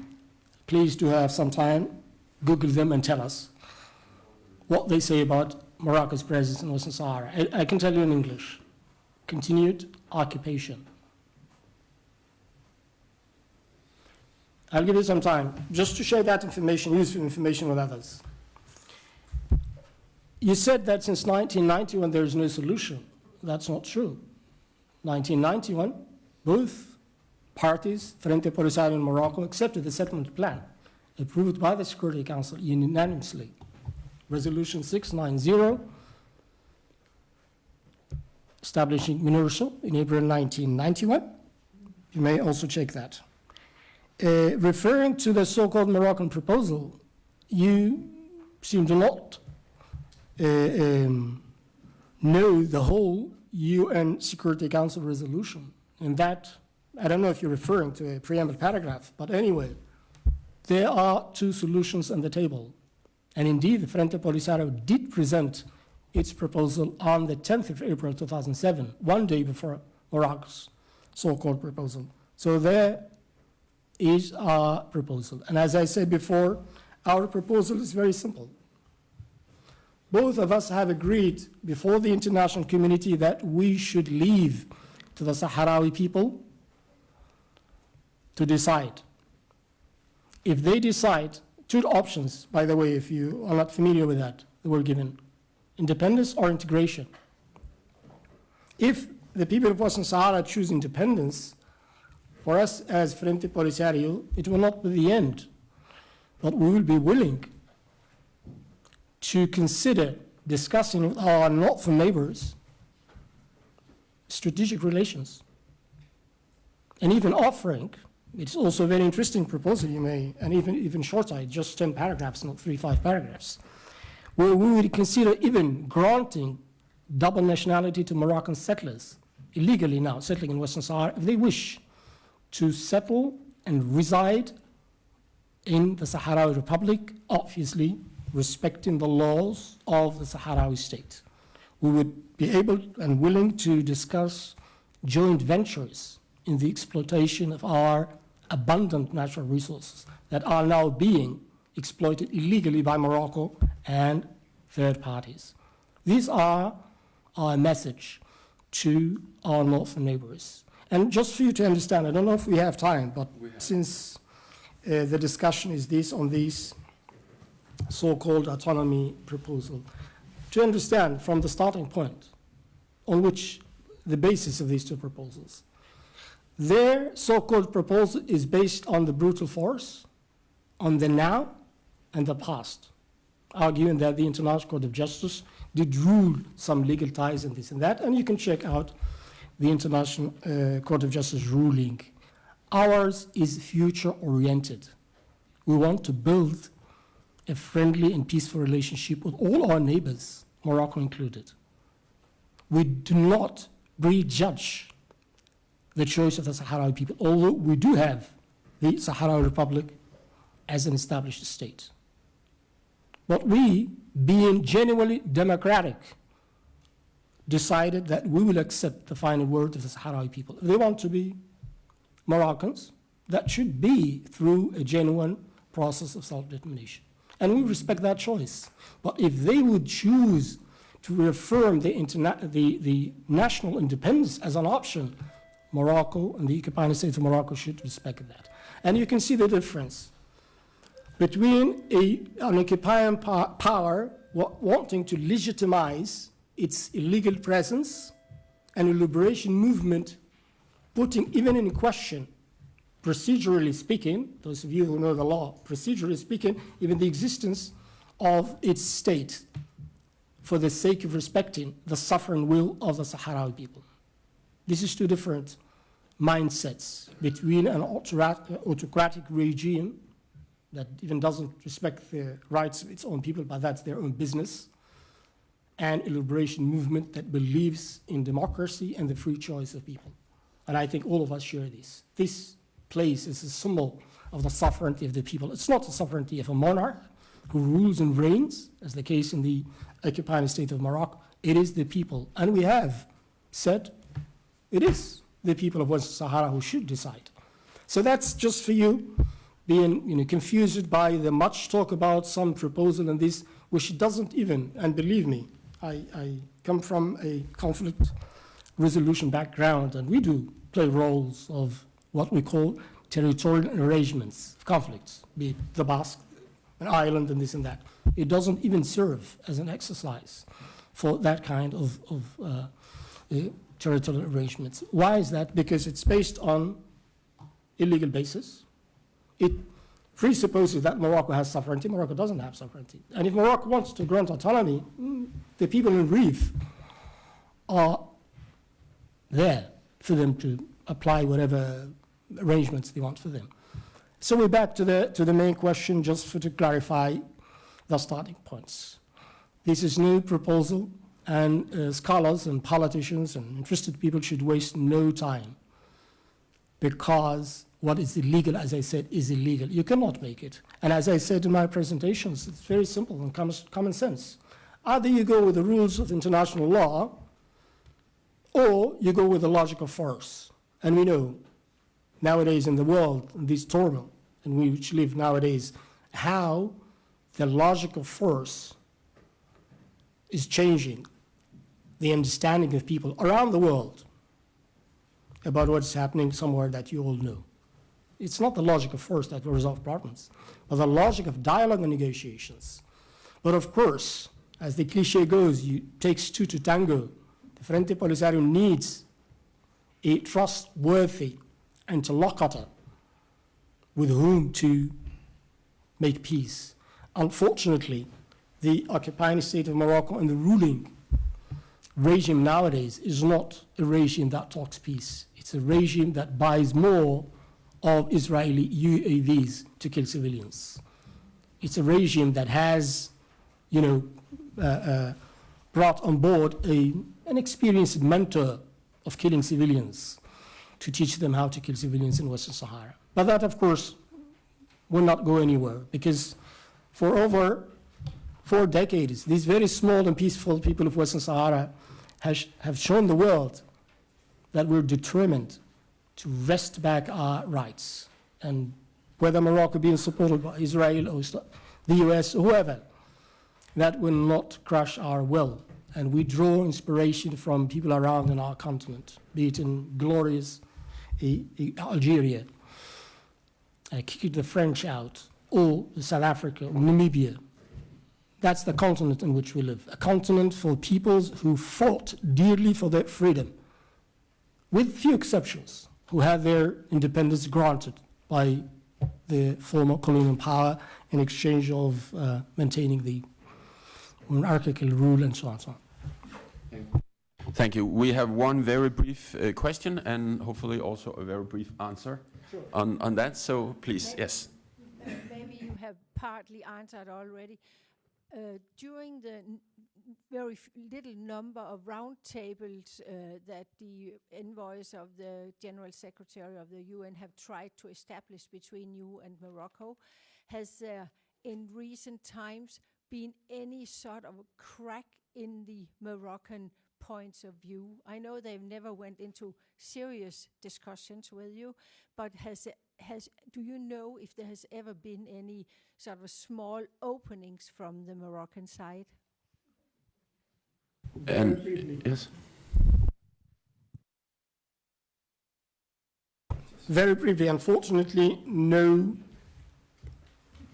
substantive progress, because the other side insists on entrenching its illegal occupation by all means, and we do insist on resisting that. Thank you very much. We cannot take more questions now, but we will. There will be second rounds with questions where it's possible. I will thank you, Sidi Omar, representative of Polisario in the UN, and I think we shall give you a hand.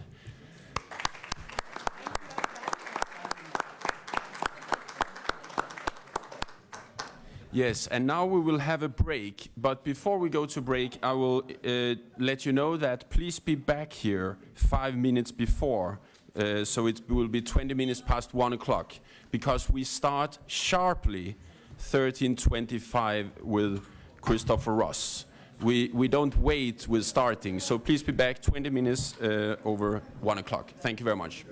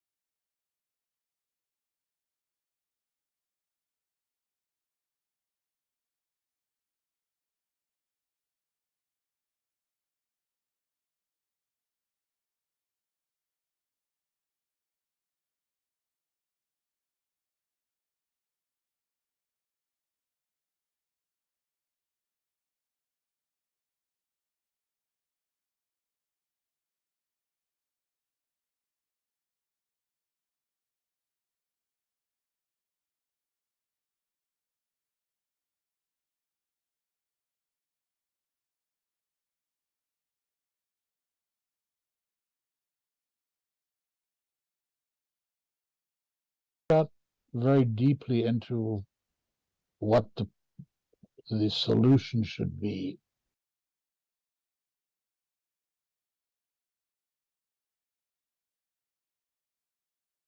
In the refugee camps, where there is, as you know, a humanitarian crisis at this point. And so when I was asked to become personal envoy, and people kept saying, why do you want to take this job that's going to never lead to a solution? I said to myself, well, even if there's only the slightest hope that I can contribute to a solution that gets the refugees back to their homes in an honorable way, and I stress an honorable way, then I'm willing to proceed. And so I took the job and spent 8 years in it, actually. But, as you know, this conflict has really perpetuated 50 years of a real tragedy. There are about 160,000 refugees from the Moroccan control living in very difficult conditions in the Algerian desert. And there are a like number that live in often precarious situations under Moroccan administration. So these are the people I want to help. Now, I've been asked to share some thoughts about how the UN can help to facilitate a real process for Western Sahara. The short answer is that perhaps the UN cannot. Various components of the UN system have been working to help find a solution since the mid-1980s without success. And to find ways that the UN could help in the future, it might be instructive to look at why it's failed in the past. UN involvement has used 3 different approaches in the search for a settlement. The first approach, which ran from the mid-80s to 2004, consisted of a joint UN-African effort to design a settlement and seek the agreement of Morocco and the Polisario. The draft settlement plan that resulted in 1991, as you know, called for a ceasefire in exchange for a referendum. This approach crashed when even James Baker, who guided the last 7 years of this approach, could not get the parties to agree to the plan, even with amendments designed to please them. Baker resigned when it became clear that the Security Council would not put any pressure on the parties. And the final nail in the coffin of this approach came when the new king, Mohammed VI, informed the Secretary General that a referendum was out of the question because it conflicted with Moroccan sovereignty. No one challenged this claim, and this will prove to be a leitmotif throughout the process. Now, once that approach ended, there was a period of a couple of years from 2005 to 2007 when the political efforts to find a solution were put on pause while the various stakeholders tried to decide what to do. But MINURSO remained active under the command of our friend Kurt Mosgaard. The second approach to the search for a settlement, which ran from 2007 to 2012 and again from 2018 to 2019, consisted of face-to-face talks between Morocco and the Polisario on the basis of the proposals that they put forward in April 2007. And you know their terms: Morocco for autonomy under Moroccan sovereignty, the Polisario for a referendum of self-determination with independence and privileged relations with Morocco as an option. Now, 3 successive personal envoys, the Dutch diplomat Peter van Walsum, myself, and the former president of Germany, Horst Köhler, held a total of 15 rounds of such talks between Morocco and the Polisario, with Algeria and Mauritania present as neighboring states. The Security Council requested in each of its resolutions, and continues to do so at this day, that the Secretary General facilitate such negotiations to arrive at, quote, this is very important, a mutually acceptable political solution which will provide for the self-determination of the people of Western Sahara, unquote. This was our mandate. Despite our best efforts, no negotiations occurred in 15 rounds of talks, none. They never went anywhere. You may ask why. The Polisario came to each session ready to discuss both proposals. But Morocco came with a major precondition, that it would discuss only its own proposal. Needless to say, the Polisario refused to accept what it saw as a diktat, and the negotiations were stillborn from the beginning.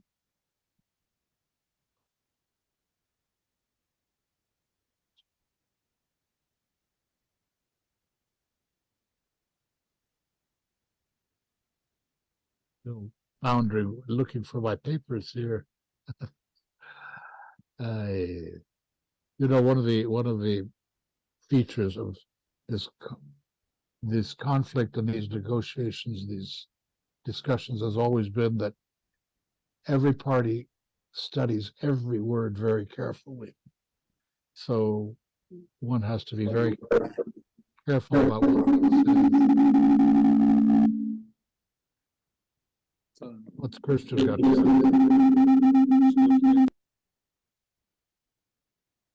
I think we can hear you now. Please, Christopher. Yes, I'm good. Yes. All right.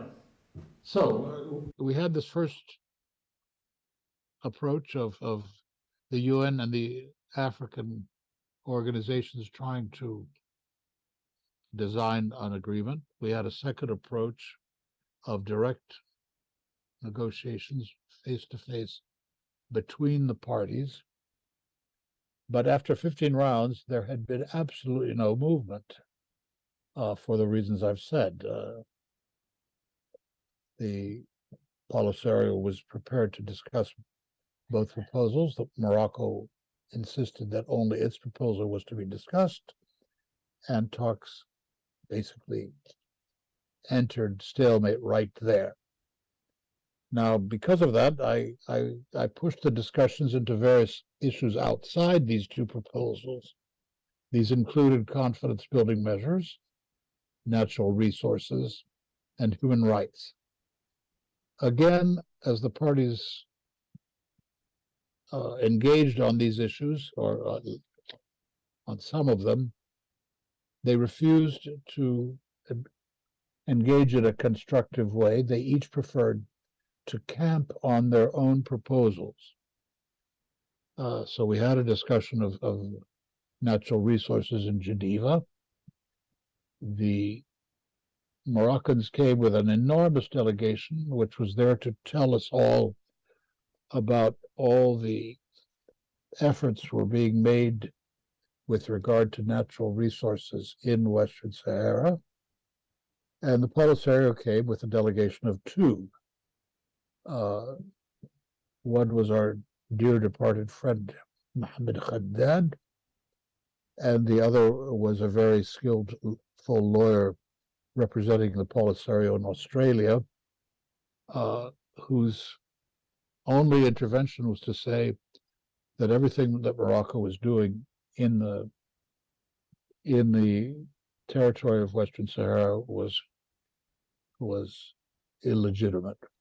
So again, there was no possibility of discussing anything. But it became clear to me that this face-to-face approach was not going to go anywhere. Then I tried a third approach. And the third approach was to engage each party and each stakeholder bilaterally, talking to each one of them separately, in the hopes that when the parties were talking to me directly, without the audience of the face-to-face talks, etc., that they might be show a little bit more flexibility. That was with regard to the parties, and with regard to the stakeholders, especially the members of the group of friends. My hope was that they would, in talking to me, be a bit more flexible about, or a bit more willing to consider pressure on the parties. But again, this third approach led to nothing. The parties remained fixed to their positions, and this group of friends and the stakeholders remained unwilling to engage. So my successor, Horst Köhler, came back to the approach of face-to-face talks and held 2 meetings in Geneva in 2018 and 19. Oddly enough, the Security Council hailed the resumption of these talks as a sign of progress, but it didn't go on to mention that none of the parties changed their position, and that the big brouhaha there had been about the fact that the table was round instead of rectangular, and that somehow this, in Moroccan eyes, made the Algerians a party. Of course, Algeria maintained its traditional position that it was there as a neighboring state and not as a party. But the Security Council, in its inaction, was so desperate to find any sign of a solution or of progress towards a solution, that even this tiny fact of holding 2 meetings without any real progress was made to be a big deal. Anyway, we now have a 4th personal envoy. 1, 2, I forgot, is it 4 or 5? In any case, the new envoy, Stefan de Mistura, who was appointed in late 2021, has been going around consulting the various parties and the international stakeholders to see how best he might be able to proceed. So we know what's been tried, we know what's been failed under what's failed under current circumstances. What are the reasons for this failure? And here we get into some nitty-gritty. First, unlike the Polisario, which wants to negotiate a way to find out what the people of Western Sahara want, Morocco does not want to negotiate and engages in the process solely to fend off criticism. I often likened it to a charade, because their Moroccan engagement was not genuine, was not in good faith. Morocco is comfortable with the status quo. It's working actively to develop its Sahara and to widen international acceptance of its presence in that territory. Its insistence that only its proposal should be discussed has effectively cut off dialogue. It's repeatedly exploited what it declares to be anti-Moroccan acts or words by this party or another as an excuse to delay the resumption of the search for a settlement, often for months. I could give you many examples, including one in which we agreed, because the Moroccans were unhappy, to share the drafts of our reports to the Security Council as the price for resuming the negotiating process after a hiatus of many, many months. Fortunately, the agreement of the previous Secretary General to that arrangement was annulled with the new Secretary General. So the first reason is that Morocco really does not want to negotiate. It plays at negotiation. The second reason is that both the parties and the neighboring states are really locked into their positions. And they have no incentive really to move. They have enough support at home, and they have enough support from outside to maintain their positions indefinitely. Morocco has France, the US, Spain on its side to varying degrees, and we've seen all the ins and outs and shifts of positions there. But in general, these countries have been sympathetic to Morocco. Polisario has Algeria, Russia, the UK, South Africa, and others on its side, again to varying degrees and at various times. But what this boils down to is a situation of what I call stasis. There is no pressure to make any party shift its position. So absent some kind of a major domestic event in one of the parties, be it the death of a leader, a coup d'etat, or the accidental or intentional escalation of skirmishes into full-blown hostilities, or the intervention of major outside stakeholders, nothing is going to change. And this could go on for decades and decades, if none of these elements that I've mentioned take place. So that's a second reason. First reason was Morocco doesn't want to negotiate. The second reason is that both parties and the neighboring states are locked into their positions.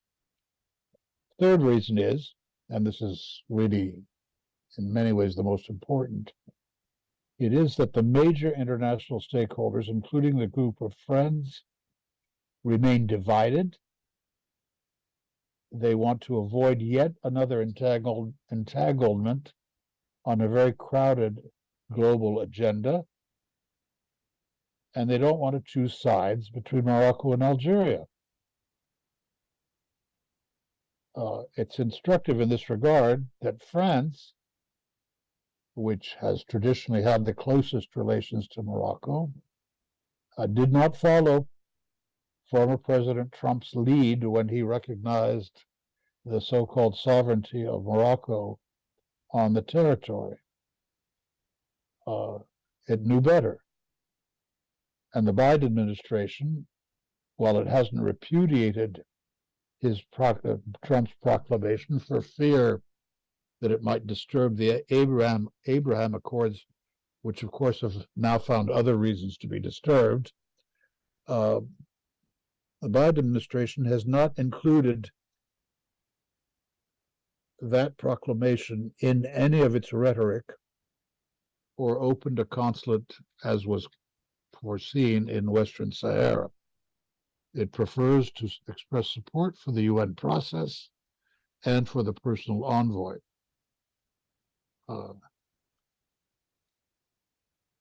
So those are three reasons why things have not moved. And now we should ask ourselves, despite all this gloom, what can be done to promote a settlement? Well, first of all, successive personal envoys since James Baker have up to now acted solely as meeting facilitators. The personal envoy's mandate cannot be just that. It should be broadened to include the personal envoy's freedom to float ideas and proposals of his own, or perhaps one day her own.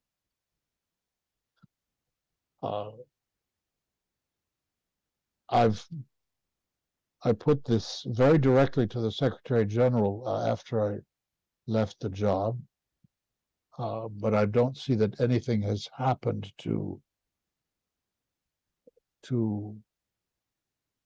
implement such a change, and it would be difficult, because if my own experience is any guide, Morocco would fiercely oppose having the facilitator become a mediator. Morocco doesn't want any new ideas. It wants recognition of its solution now. Christopher Ross, could you please round up? Thank you so much for what you are saying, but could you please round up a bit so we will have some questions? No, I've only got 2 more points. Okay, thank you, thank you. The second thing that needs to be done, perhaps, is that civil society groups like yourselves need to intensify their activities on the international scene, linking up with like-minded groups in other countries, not least being the US, which has very few organizations that take real interest in Western Sahara, despite the fact that the US is the pen holder for Security Council resolutions. And the theme there should be the assent of the people to their governance is essential for stability and security. We don't know what the two halves of the people of Western Sahara want, so some form of self-determination is needed. The last point is not as important. We will skip over it. And that gives you a few ideas as to why things didn't work and what few things might be able to be done in the future. Thank you so much.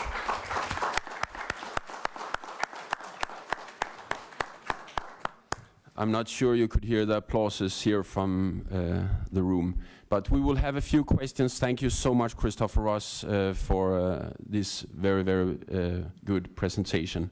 And the first question will come now. Britta Bastorgi.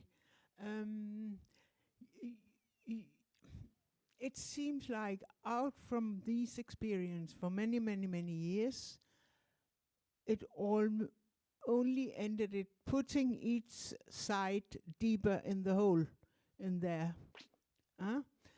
I wonder how come the UN did not at a very early stage try to use Johan Galton, the world's biggest peace researcher, and his methods. His message is exactly, you should never have both parties in the same room. You should work on them differently. And maybe they are so deep in their holes now it's too late, but maybe one could try with a team of peace researchers working on each side, because otherwise you are not giving us much hope either.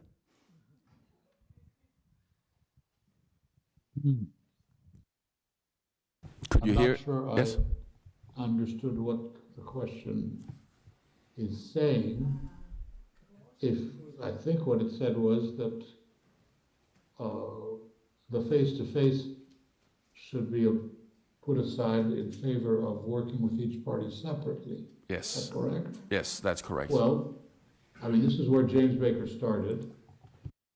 He worked with each party separately. Eventually, there were joint meetings because he thought progress had been achieved. It's also where I ended after I abandoned the face-to-face and engaged in bilateral discussions with each of the parties. The reality of the situation is that the parties are so committed to their positions that you really, it doesn't matter what format you choose, they're not going to budge. We're locked into a very tragic situation here. Thank you. We will get another question now.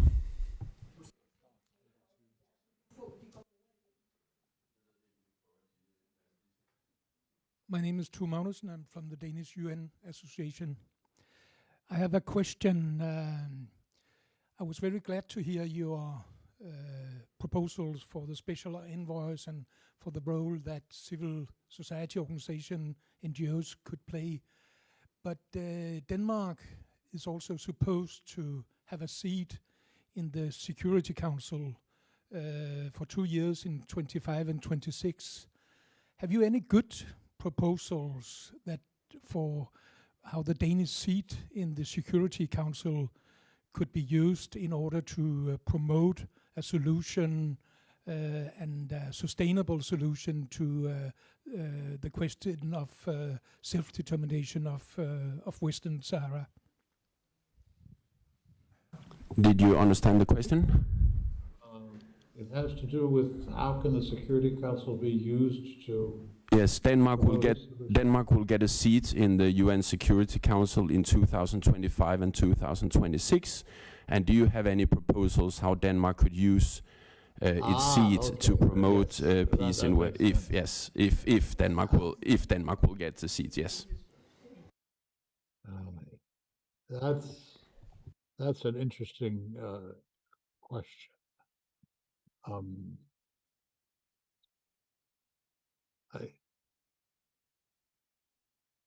The problem remains that Morocco in particular refuses to budge in any way. The Polisario is committed to its proposal, but is prepared to discuss the Moroccan proposal, is prepared to think a bit more flexibly. And I think, Denmark should be well positioned to encourage what I would call free thinking, thinking outside the box, by pointing out that, since the mid-'80s to today, nothing has worked, and something else needs to be tried. But there is, again, an essential point that I've always tried to tell people. You must stress again, what are the desires of the people of Western Sahara? Morocco says they're all with us and they're prisoners in the camps of Tindouf. And the Polisario says, no, these people are here of their own volition, and the ones under Moroccan rule in Western Sahara are very unhappy. So the fact is, nobody knows. And to me, this is why the Moroccans, of course, stopped dealing with me. To me, you can't impose a solution on a people. If you try it, it is nothing but trouble from then on. And so some means need to be found. Historically, it's been by virtue of a referendum, but there are some other approaches that could approach that, in which the views of the population directly affected are taken into account. And I think, to the extent that Denmark can reiterate that the repeated mention of self-determination in the resolutions of the Council cannot be ignored, would be good, because Morocco is doing everything possible to bury that part of the resolutions. Doesn't want to hear about self-determination because, as far as it's concerned, Vestsahara is already part of Morocco, despite what the International Court said, despite what the European courts have said, etc., etc. So, some call to order, I think, is in order, and I know that Danes have strong backbones, so I look forward to this. Thank you so much. I have also a question to you. In the Danish UN Association, we have often been talking about that perhaps we should focus on a little side or little corner of the conflict instead of always focusing on the whole conflict. And we talked about that we could have a target that would be to work for the mandate of MINURSO to include human rights monitoring. What do you think about that approach, that we will try to lobby for the Danish government to work for the MINURSO mandate to include human rights? It could also be another approach, like you mentioned with the personal envoy, that we would make a campaign for the personal envoy to have freedom to make its own proposals. So what do you think about that approach, where we take a corner of the conflict and make a campaign about that? I think the personal envoy is doing everything he can to broaden his approach. I don't think we need to worry about that right now. The focus on human rights is an interesting one because in the absence of substantive progress on a settlement, human rights became the battleground. And, the Polisario was pointing out that there are numerous human rights violations in the territories under Moroccan control. Morocco eventually started saying, "Oh, and there are also lots of violations in the Tindouf camps," and eventually the reports of the Secretary General proposed that there should be human rights monitoring on both sides, and the Polisario responded that, well, it would welcome the arrival of monitors from the High Commissioner on Human Rights. Morocco said, absolutely not. This is a sovereign issue. We have our own bodies that examine human rights, and so we don't need anybody else. I had kind of hoped that because they were both concerned about the other's human rights, that this would be a slight point of convergence, that they would agree that everybody's human rights should be monitored. But again, it did not work. And I think it's useful to keep bringing that up because it is an important aspect of the situation. You've seen probably videos of, women in the streets of Ayoun being beaten, etc. I mean, this is just not right. So yes, I would focus, I think, on human rights. It's a good corner, as you said, to approach the larger issue from. And there are so many human rights organizations that would be there to help echo your message. So yes, by all means. Thank you very much. We have one more question. No? Yes. Yeah. Allah. Very good morning, Ambassador Ross. It's good to see you, albeit virtually. And thank you very much indeed for sharing your thoughts on the situation and the main reasons behind the lack of progress in the process.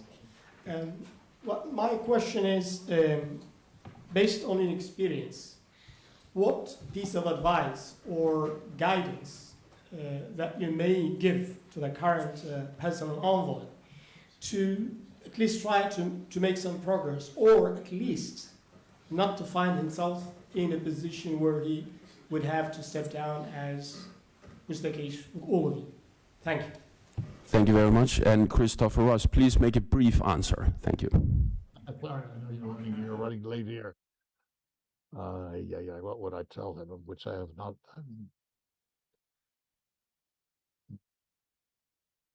No, my main advice would be don't let yourself become prisoner of what the Moroccans want, because they will do everything possible to circumscribe his activity, to limit what he does.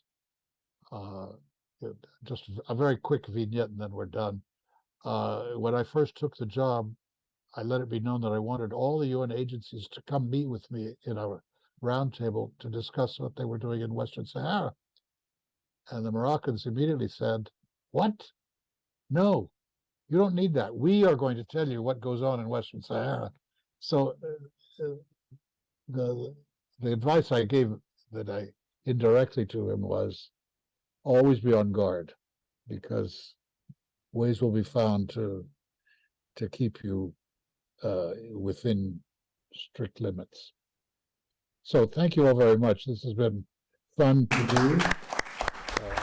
I wish more people would do this, because this issue needs the widest possible dissemination at a time, of course, when there are so many other issues in the world, but still. We need to find a solution that solves the problem of 160,000 refugees in terrible conditions. Thank you so much, Christopher Ross. We are so grateful for your participation. Thank you so much again. And yes, take care over there.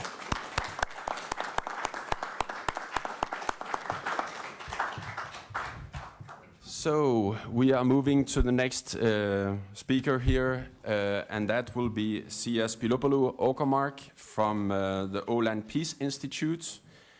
And the Åland Islands are a self-determining territory of Finland. So, but please, Sia is finding her way up here. And yes. Just one moment.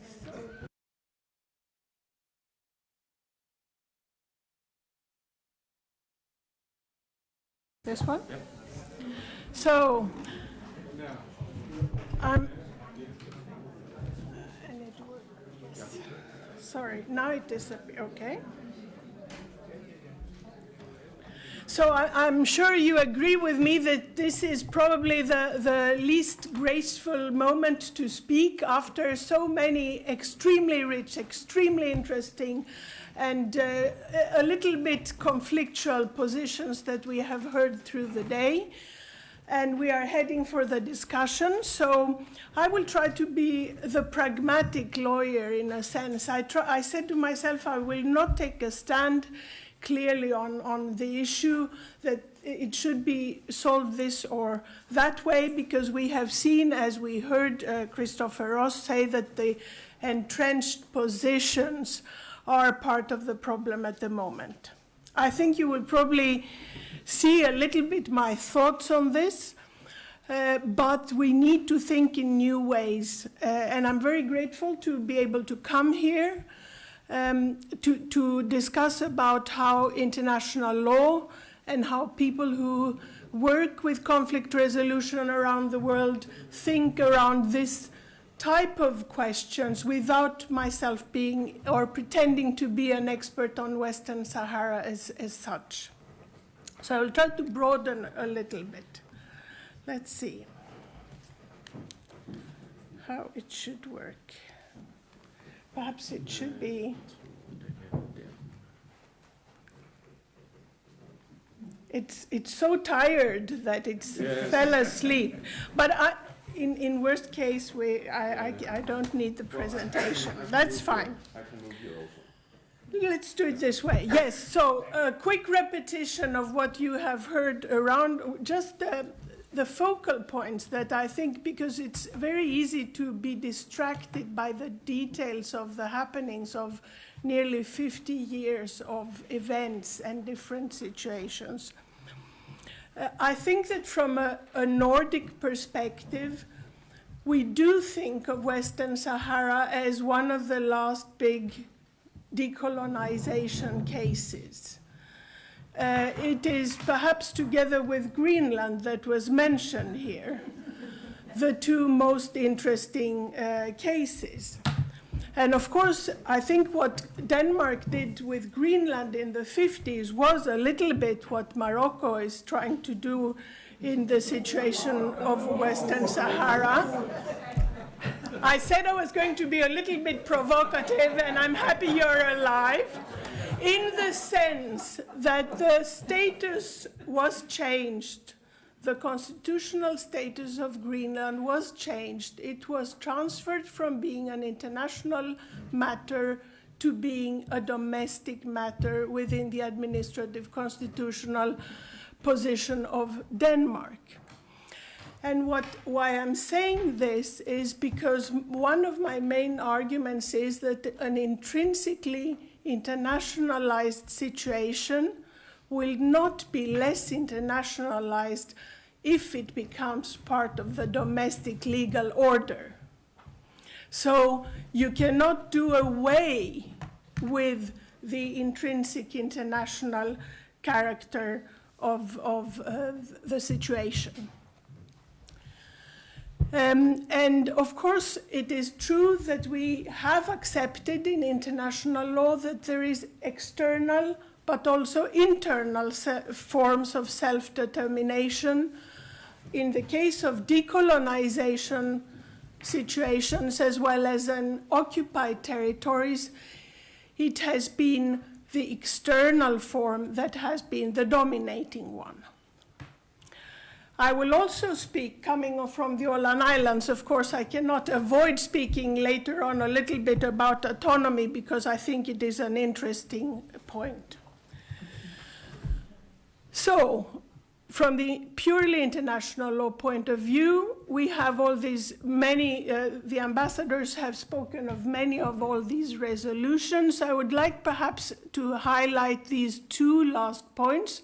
The European Court of Justice debating and still pending one case concerning natural resources, fisheries and tariffs, but also the African Court of Human Rights not pronouncing on a violation from the side of the states that have then recognized Morocco and the situation from the side of Morocco, but when accepting again Morocco in the African Union, but pronouncing clearly on the view of the majority of African states that this is a situation of occupation.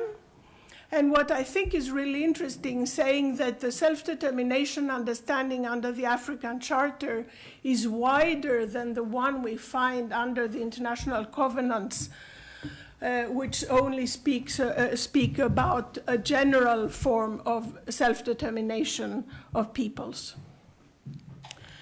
And you will see soon why I think it's important, this wider understanding about self-determination.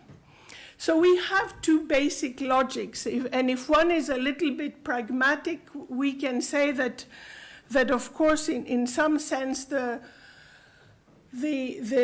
logics dominating is one understanding that we are super pragmatic, realist, effective control on the ground is what counts, and this is what we should be following. And the other one, which repeats that we have the UN resolutions, we have the courts. And why I think cases like this one are important in countries like the Nordic ones is because we have a number of issues today where it is really about the integrity of the idea of a rule-based society. So it's not only about how we deal with one specific case, it is what choices do we make between these two approaches to international relations. And of course, we need to do this in a smart way, because there are various efforts to, let's say, take over the legal making around the world today, with authoritarian trends far beyond the countries that are usually mentioned as authoritarian. So, to make a long story short, there is no obligation to accept autonomy per se. It is a constitutional option or an international option. It was mentioned earlier, East Timor, and of course you have also heard that Martti Ahtisaari just was buried the other day. He used the discussion about autonomy and independence in Kosovo, in Aceh, and also it has been in East Timor. To have a certain spectrum is usually seen as a positive view on what are the many options there are. But there is no obligation to accept autonomy, nor is there an obligation to accept a compromise against the very idea of self-determination. There is an obligation to solve the conflicts, and of course there is an obligation to observe the idea of self-determination through the access to natural resources. And I think that this is really what the broadening, the convergence, if you want, between self-determination law and the law on occupation, and what the African Court has been saying is that even in situations of colonization or occupation, the consent of the people concerned in the access of natural resources should be taken. So there is room to exercise discussion and put pressure on this issue, irrespective of the short-term status situation, maybe. So, as Christopher Ross was saying, I think that there is an apparent risk that things simply remain as they are, the status quo. This is the least, what is perceived as the least burdensome.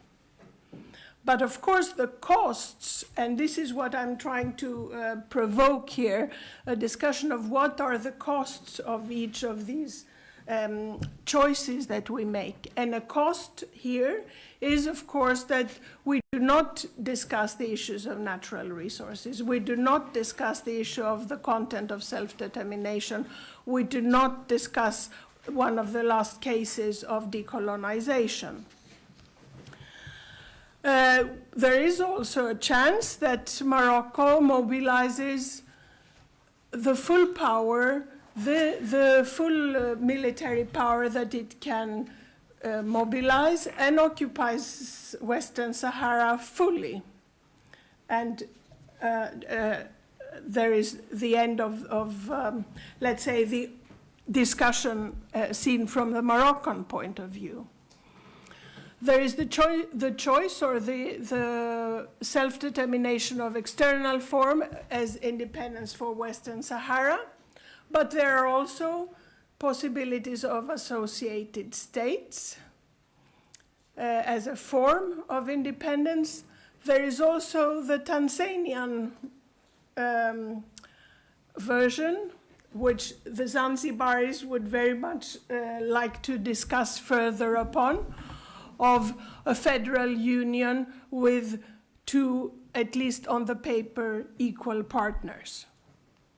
And I find it interesting that there is no real discussion about this spectrum of possibilities at all. And then there is the issue of full or limited autonomy. I will not go through these details, but just simply to say here that to take, let's say, the Moroccan autonomy proposal at face value and discuss what does it really mean. The concept of autonomy is not an absolute concept that you really know what it entails. So if we go through this, the far bottom is what most lawyers would accept as a territorial autonomy. That is exclusive legislative powers with more or less a veto in the areas where the autonomy has its responsibilities.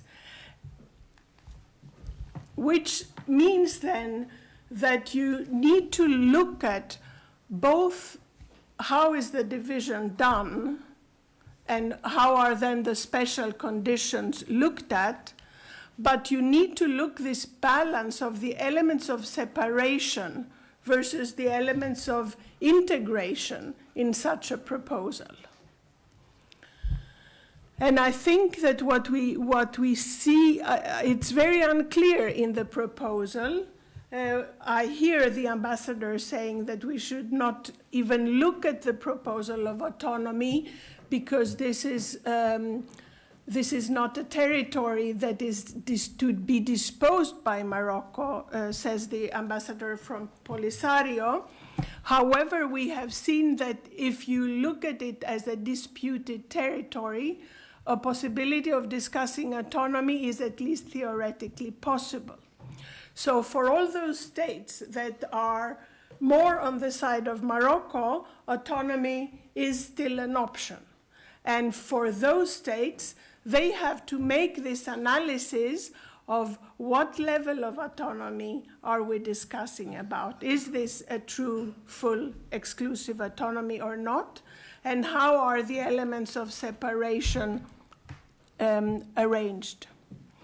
So I will not talk to you about the Åland Islands. You're all welcome to come there if you have the chance. And each spring in March, we have the Kastelholm talks on peace. However, what I wanted to say is that and this is our conference today, I think is a little bit typical of this. We're extremely interested in finding the solution and less focused in identifying what are the real problems, the substantive problems on the ground. So the status issue comes to the way for dealing with the issues below the status issue.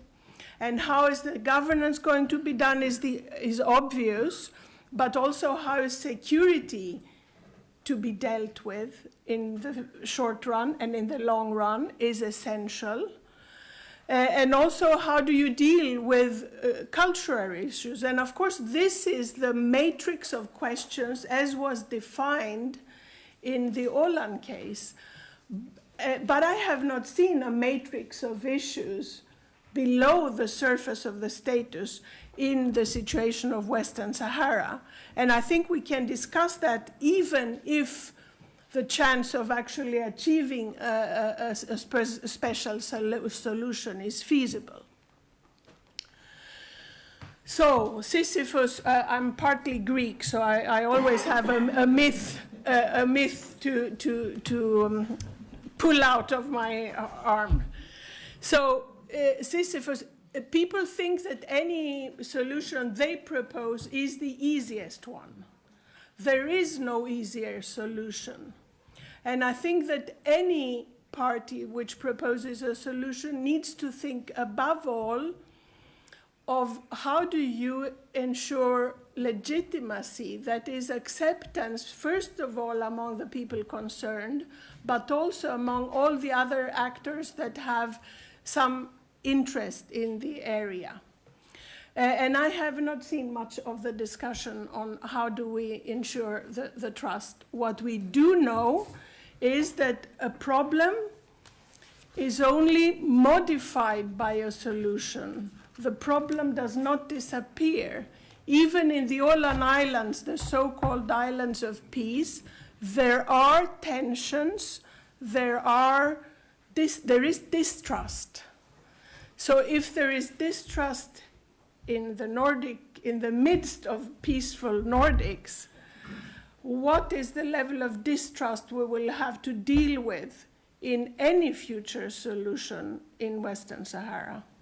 I think I'll stick to this. Thank you very much. Thank you so much, Sia. We are very grateful for your presentation here, and I know that Britta will come also with a little thing for you. And after this, we will actually have the panel with Nordic views. So you could just stay here, up here. Yeah, but here is just for you. And we will welcome Erik Hagen from Norway, Christian Friis Bach from the Danish Parliament, the Social Liberal Party, and Søren Søndergaard. Godt at se dig.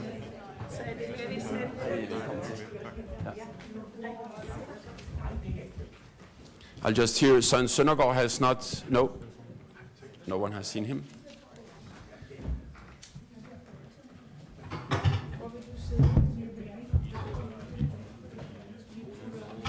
Okay, prøver du at ringe til dem, eller?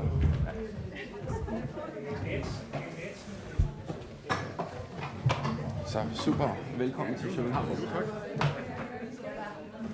Så kommer der en til her, Søren Søndergaard, ja. Søren var der en vores, men jeg gik hen igen. Nå, okay. Han stod i panelet. Han skulle komme. Så vi har den bare her.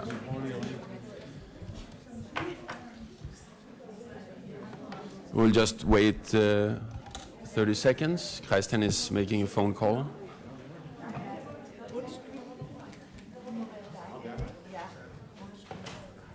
Ellers begynder vi også. Ja.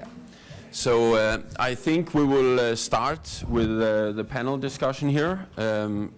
Now we have at the table Christian Friis Bach from the Social Liberal Party in Denmark, and Sia, that is the director of Ålands Fredsinstitut, which you already heard, and Erik Hagen from the Western Sahara Support Committee in Norway.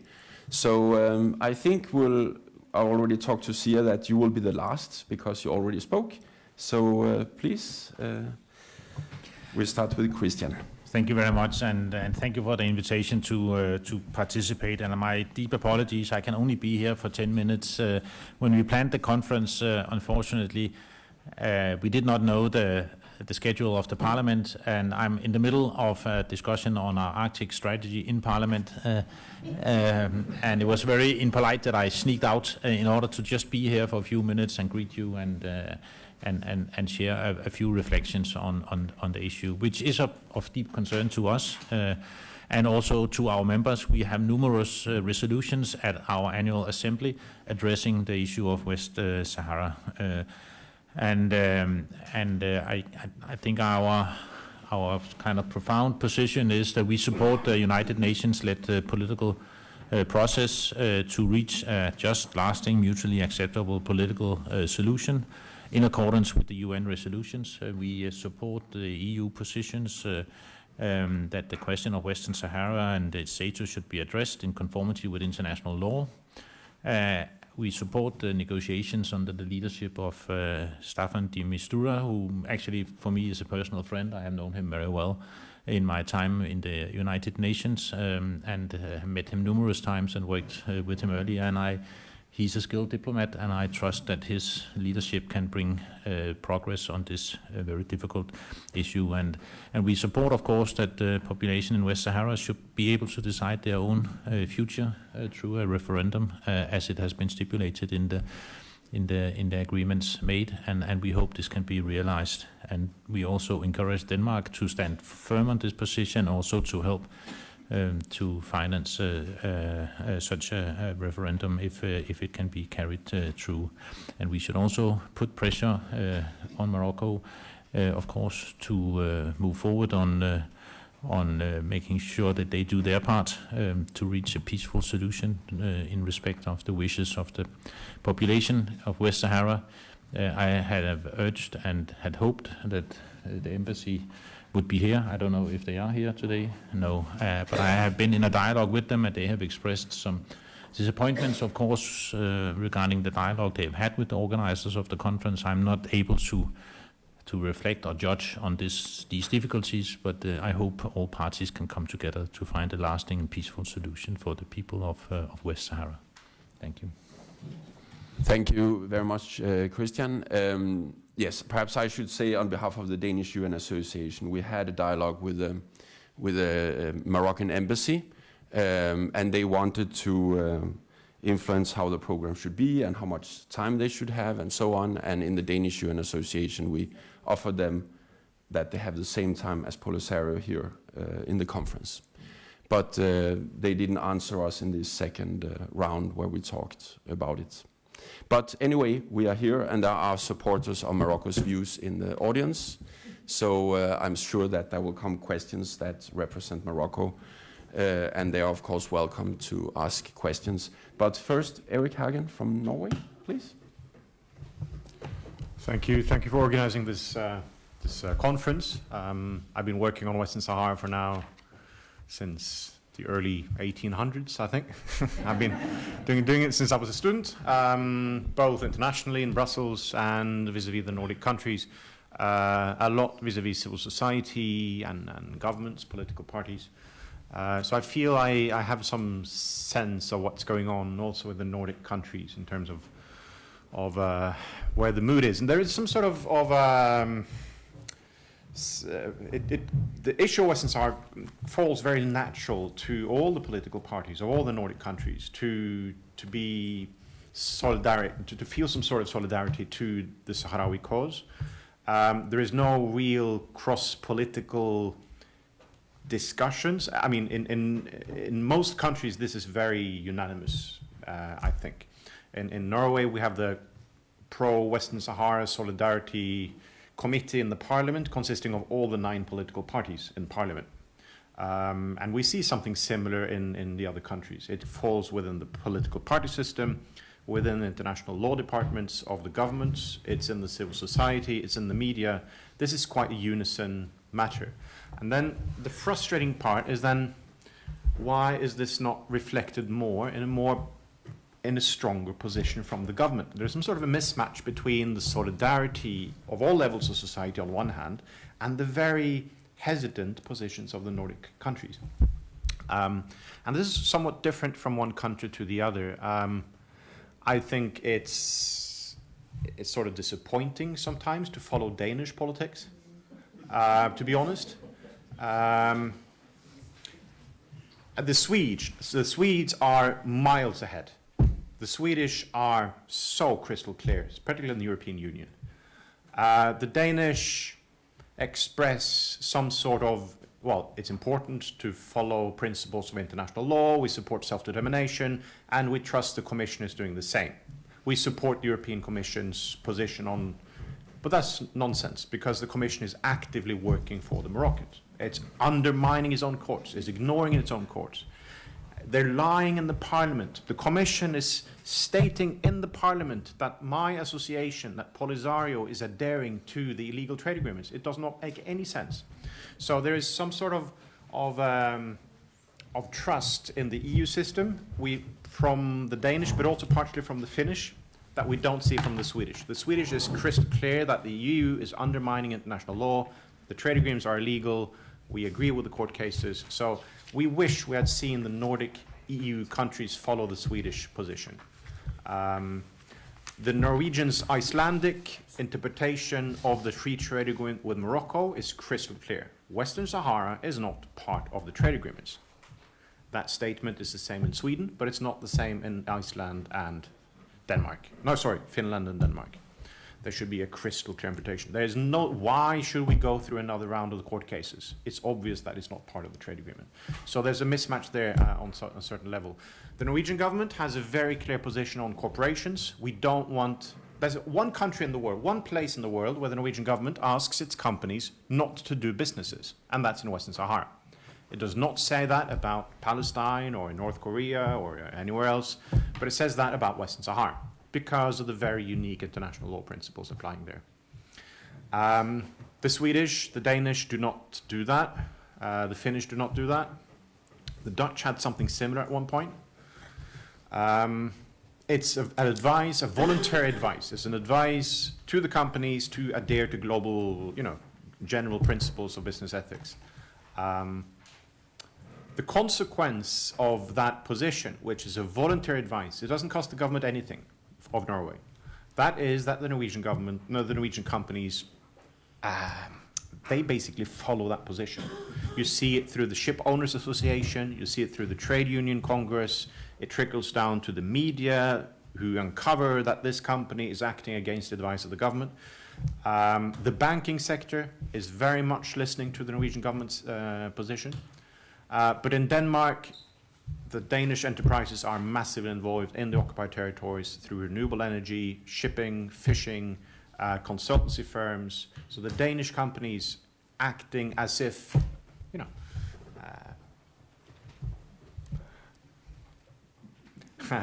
the Danish government would say we expect the Danish companies to adhere to or follow international law. But what kind of advice is that? Even the Moroccans are saying they follow international law, or the Americans. The Americans are not doing that, or the Commission. So it is a nonsensical advice. So we wish we had seen clear advice. We don't want our businesses in Western Sahara, because the only way you could deal with business there is to be supporting the occupation. So we wish to see more clarity. Now, sorry to I've been speaking a long time. So the Danish government had very strong, not very strong. The Danish government had hesitations when they voted for the Commission positions on the court cases regarding the EU-Moroccan trade agreements. It stated, we expect the Commission to adhere to international law, something along those lines. But still voting for appealing, voting for the continued court cases, instead of saying like the Swedish, we don't want any more court cases, the issue is clear. So the Danes kept supporting those illegal agreements for even more unnecessary years. Now, the last, hopefully last ruling, the 8th ruling, will take place maybe in June. What we would hope is that Denmark would be as clear as Sweden, and Finland would be as clear as Sweden, saying to the Commission, okay, we're going to lose again for the 8th time. It should be unacceptable that the Commission, on the day of the ruling, comes with some sort of statement saying, coming with some sort of statement of, we'll find a way to deal with this and continue our good relations in Western Sahara. I mean, we should not circumvent it again. And we need to put pressure on the Commission already now. There's nothing to wait for. And that should come from the Nordic countries together and not letting Sweden stand alone in that fight with the Commission. So my appeal to civil society, to the politicians, to address this with the Ministry and with the European Commission. We need a clear statement from the Commissioner the day of the ruling. No more court cases. It's counterproductive. Thank you. Thank you very much, Erik Hagen. And we say thank you to Christian. I know you have to go back, yes, but thank you for being here. And we got another member of the Danish Parliament here, Søren Søndergaard from the Red Green Alliance. So please, the word is yours. Thank you very much. First, I have to excuse that I was late. But the last hour of my life I have spent in the Ministry of Culture to discuss a new film agreement, so we can make more Borgen and all that stuff, as you probably know, that we continue with this tradition, having a lot of good Danish films. And this hour was well spent, even though I was late here. I was here this morning and I heard some of the interventions, and that was very inspiring. After having heard what you were saying, I can start being very clear. Denmark should never have voted for that the Council should appeal the latest ECJ judgment as they did in November 2021. Denmark should never have done that. We in Denmark, we should have done as it was done by our Swedish friends, and voted against an appeal. That was the position of my party, the Red Green Alliance. We fought in the European Affairs Committee quite fiercely in order to prevent the appeal and the result. But we did that without any success, we have to admit. There was too many parties who, for one reason or another, came to the conclusion that there should be an appeal. And that even though that the minister at that time, the Minister of Foreign at that time, Minister of Foreign Affairs at that time, voted against the fishery agreement a few years earlier when he was a member of the European Parliament, and did that with the explanation that the Parliament's juridical services advise not to be in favor of that. But when he became a minister, he totally switched around, which shows that this has nothing to do with persons. This has not even something to do with persons' opinions. It has something to do with Denmark and a wrong attitude by Denmark to this problem. It also shows that the question is not simply a juridical question. It also has a very, very clear political dimension. You can put two questions. Are you for or are you against the Moroccan occupation of Western Sahara? And the other questions are you or are you not ready to take what it takes to comply with international law? I mean, that's a deeply political question. And unfortunately, a majority in the Danish parliament, in fact, accepted the occupation of Morocco of Western Sahara, and in fact accepted that we do not have to take what it takes to comply with international law. Because if the answer to these questions is that you would not accept the appeal, you would not accept the occupation, you would not accept not to comply with international law, then of course the logic from that is that you should not in any way accept what happened. You should at least give Polisario the final word in defining what is in the interest of the Sahrawi people. What can we do from here then? Firstly, of course, it's in our point of view a positive sign that the European Commission has stated that it is waiting for the appeal case before starting negotiations again on a new fishery agreement. I mean, anything would also have been totally ridiculous. They appeal. If they hadn't say, we don't wait for the appeal, but we start anyway to negotiate, I mean, that would have been total bankrupt. But they, and you have to accept, small progress. So it's fine that they accepted that they should wait doing the negotiations until we have this settlement. Hopefully, of course, we think that hope that the appeal once again will declare the former agreement unlawful. And when that happened, we should once and for all say that this agreement is dead. That's the only positive thing to say. That's the only, I mean, you cannot say anything else than that. But in our opinion, we should not wait for the judgment to act. We could act even before the judgment, because we act on behalf of several judgments already. As it is now, the agreement with Western Sahara, with Morocco on Western Sahara, is not lawful. So we have the laws on our side, so we don't have to wait. They have to wait.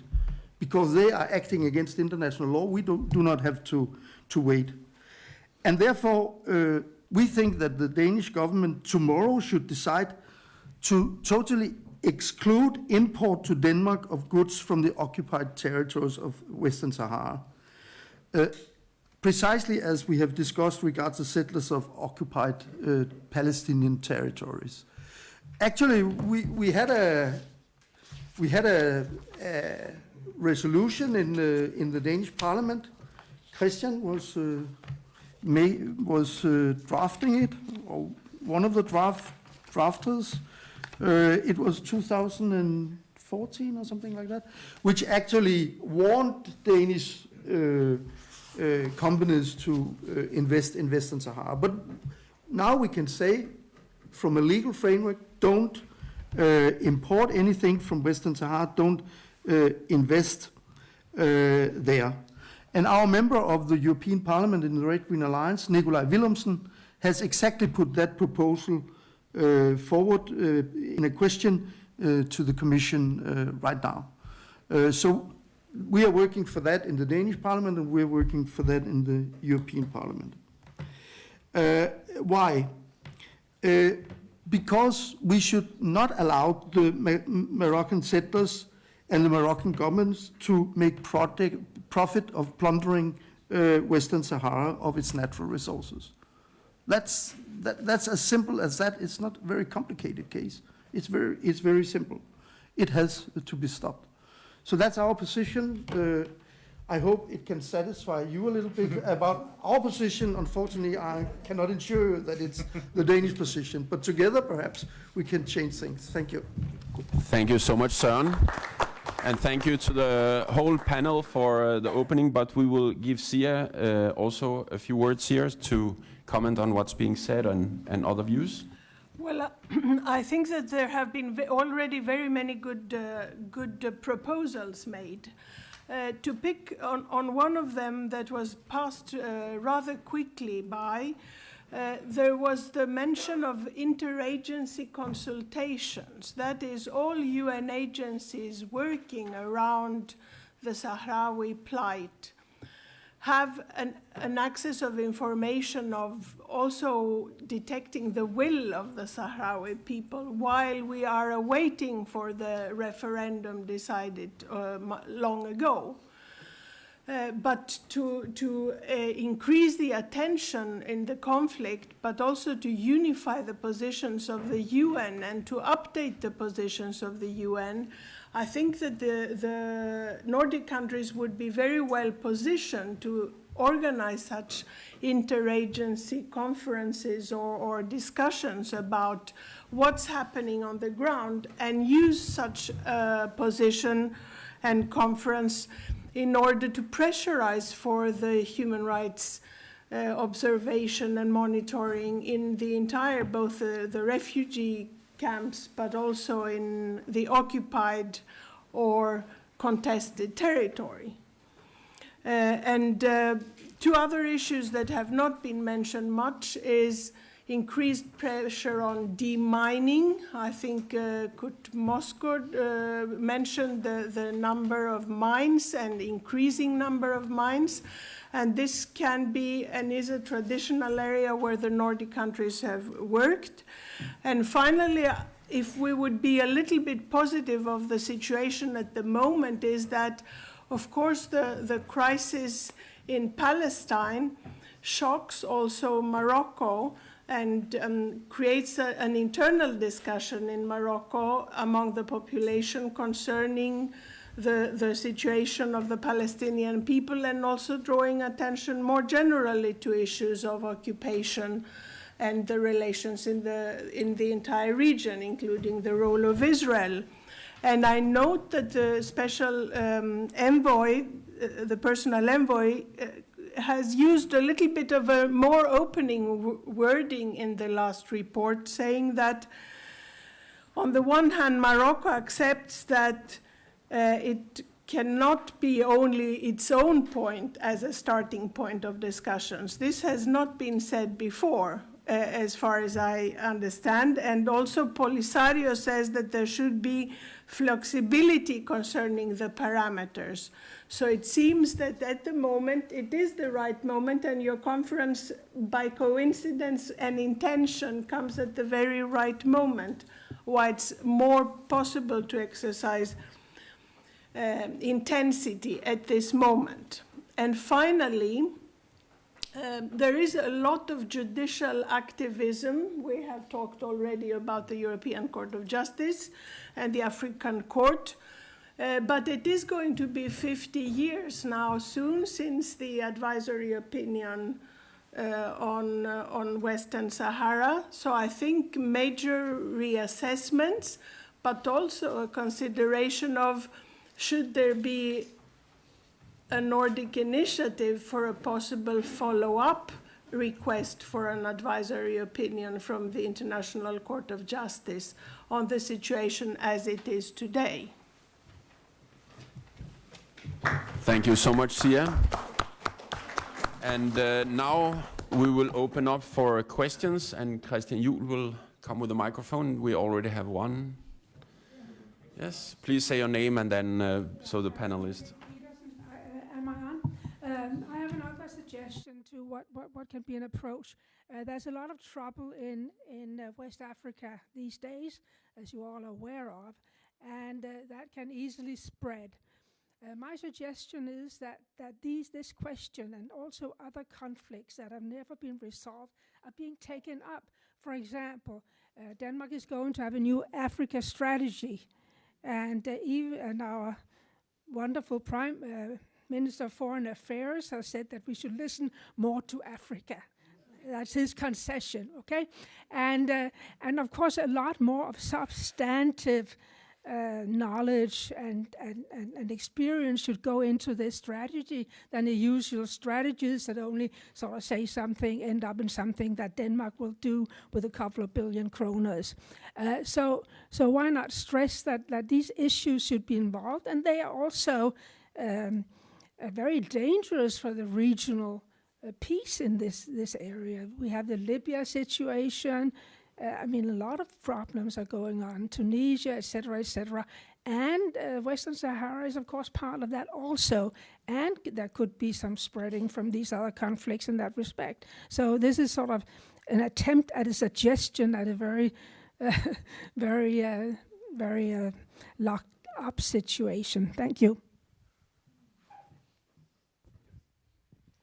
Yes, shall we take perhaps three different comments and we'll take a few others, yeah, before.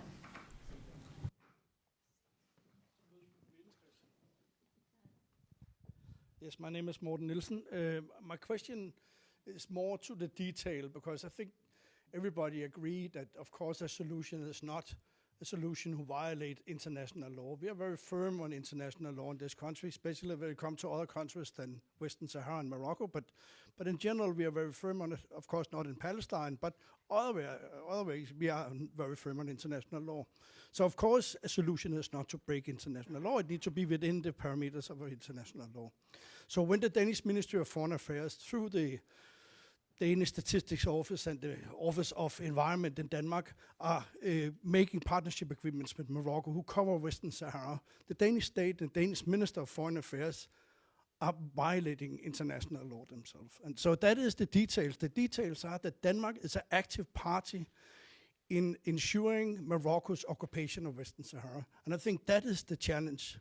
It's not enough, as Erik is saying, to say it's advice to Danish companies, you should think twice before you invest billions in Western Sahara. When they have called the Ministry of Foreign Affairs and say, what do you think is the right thing to us to do? The Ministry of Foreign Affairs will say, there's no international law who will block you for investing all your money in Western Sahara. And that is the challenge. The challenge is that international law is not local law, it's not national law. But the European Court of Justice have done it national law.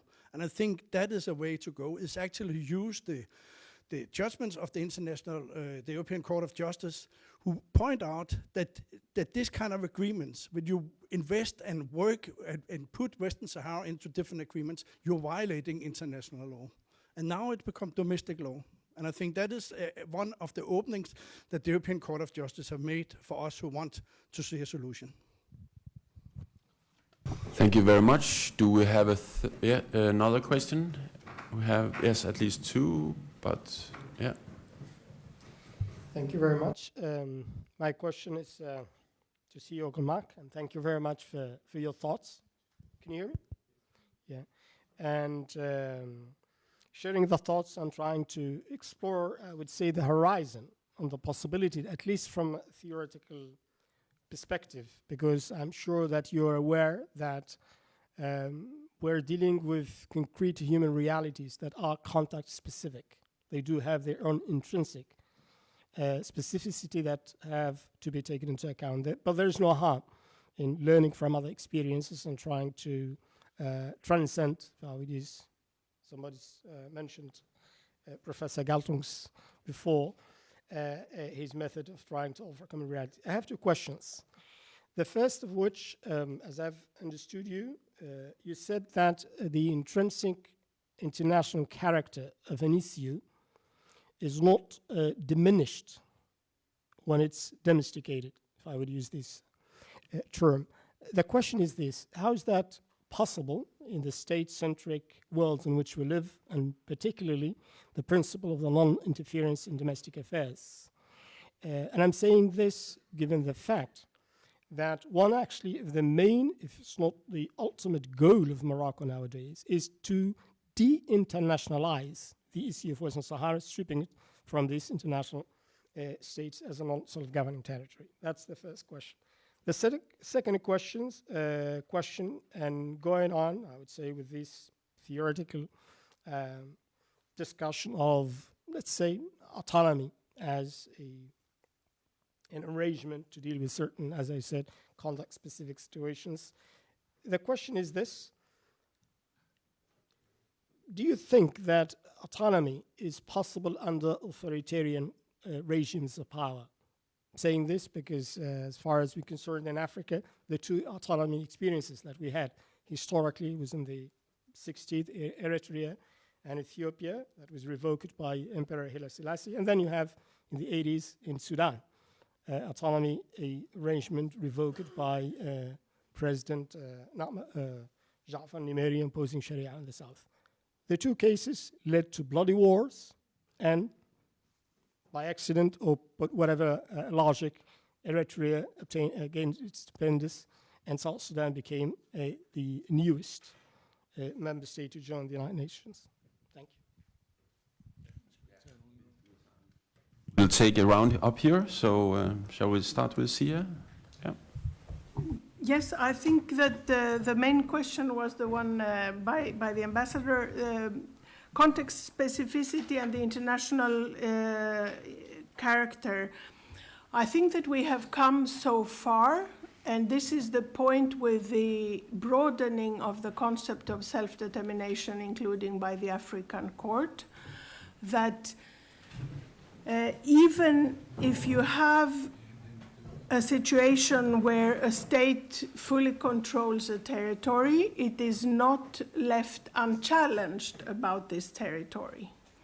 And the experience, and I'm talking both with regard to the humanitarian law application of occupation as well as the human rights tools that we have today.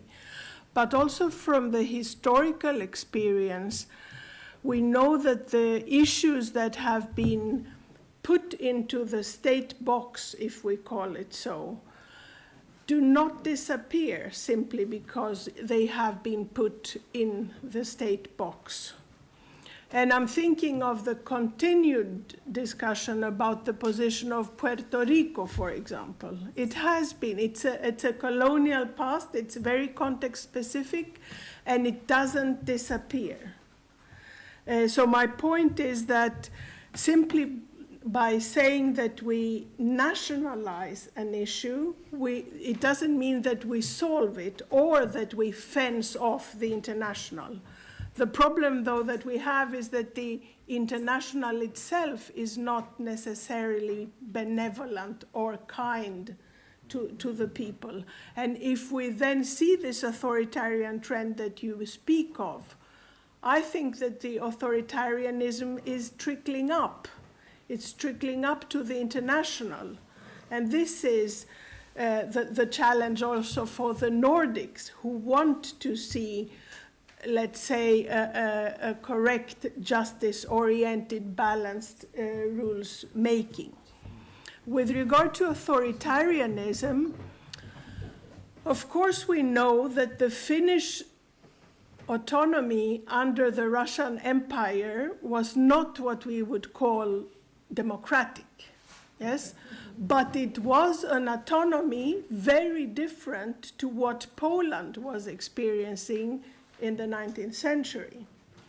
So I think that if the power holders have committed that a certain autonomy is meaningful, if there is an agreement, then it can have a function without fully being what we would call a democratic autonomy. And we have, I think also in Central Asian republics today, such authoritarian, I would call it authoritarian autonomies, which are still meaningful in keeping peace, at least in the regions. So I'm very pragmatic, and this is why I think we do need to have ranges of hell as we have ranges of paradise. Thank you, Sia and Eric. Thank you. You mentioned something, the first question, regarding how the views, take into account the views from Africa. And there's been a lot of discussions in the last year on almost this confusion why African states would sit silently observing the Russian invasion of Ukraine without condemning, and there will be some media awareness about it. Some states will vote abstention. I think it would make sense that the Nordic countries have a very clear position on international law that applies both in Europe and outside of Europe, and that it would that also applies to Africa, and that this will. We also have the similar case of Chagos actually now, which also raises some awareness in the African continent of the re-establishment of a Mauritian sovereignty of the Chagos Islands under British occupation in the Indian Ocean, which also is kind of confusing in an African context. Why would these European states stress international law in Europe and not in Africa? So I think a clear approach on international law would be a good in the Africa strategy. I think also an Africa strategy would look at do no harm. That as a minimum, an African strategy would mean that in what sense are we actually destroying the livelihoods in Africa, and how can we stop that from happening?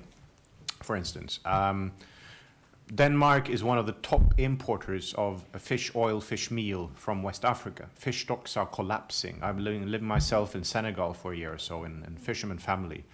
You're talking about the instability in Sahel. When these people eat fish, it's dried fish from Mauritania, where the fish prices are quadrupled over the last 2-3 years because fish stocks are exploding, skyrocketing because Denmark needs to produce salmon. It doesn't make any sense. So looking at African trade would be really useful. And then the legal campaigning. It's so fascinating to observe how companies in Northern Europe who want to do good, they want to behave well, and they ask the ministry for advice, and then they don't get any good advice. So they end up doing stuff they would otherwise not have done if they've gotten a good advice. So I don't think the government really understands also the legal risk. The legal challenges they're giving their own companies by not giving clear advice. The companies in Western Sahara operate on a very grey zone. What legal validity do their contracts have, their financing, their certification schemes, their trading documents? These are basically invalid documents, and it's a matter of time before any of these legal associations or lawyers that come to us all the time actually start challenging companies in domestic law. There is a risk that Danish companies will be facing legal challenges in even Danish courts. There is at least a possibility. So Yeah, so in the future we'll see more legal campaigning because of this bad advice from governments. Thank you, Eric. And Søren? I totally agree that the resolution taken by the Parliament in 2015 or 16 absolutely was not sufficient because it also only, called on the factories and the employers to consider not to, and so on. But I also totally agree that it is even worse because some years ago we had a discussion in the European Affairs Committee about what to do with all the Danish fishing boats now having nowhere to fish because Great Britain leaving the European Union.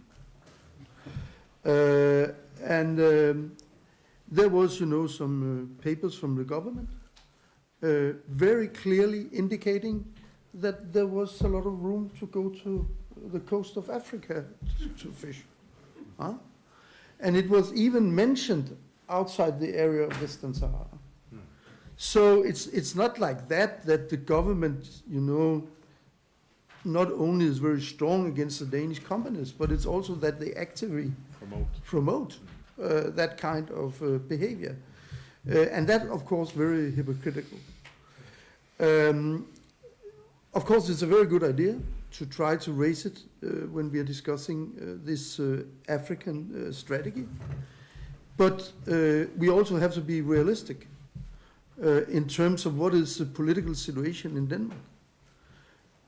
And the guidelines of the present government is what they called idealistic pragmatism. And what is idealistic pragmatism? That is that you are allowed to be idealistic if no trade interest or other interest is in the way for being idealistic. That's a reality. And we see it very clear. We see it very clear in Palestine. We see it very clear with the cooperation with Morocco and how the Danish government have behaved in the European Union in front of cooperation with Morocco.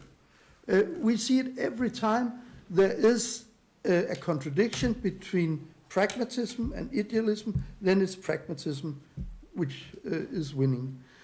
So yes, we are going to raise it, but I also have to say, quite honestly, we also have to change the relationship of forces in our own countries. The problem is not only that the government, or is not at all, that the government has not understood what is the problem, or that we can persuade them with good arguments, or even the European Court, if they come with a new decision, then they will change. I'm not sure. And that's the real problem, which shows that this has to do with much more than Western Sahara, unfortunately. I mean, if it was only Western Sahara, okay, then perhaps we could manage to put a pressure and change some things. But it reflects how the Western world, and even the Danish government, which is not necessarily among the worst, because normally we don't have very big imperial interest and things like that, how they behave in front of problems. And that's what we also have to discuss. Thank you. Sia, you want to comment? Yes? Yeah, my comment, because I was expecting this reasoning, which I find very interesting. And of course, it is correct in the sense that can we do anything because we can't solve all the problems? Can we do anything in the concrete small case since we cannot solve all the other problems which are interlinked? And I think it is a difficult problem that we need to think about whether it means that we don't do anything because we can't solve everything.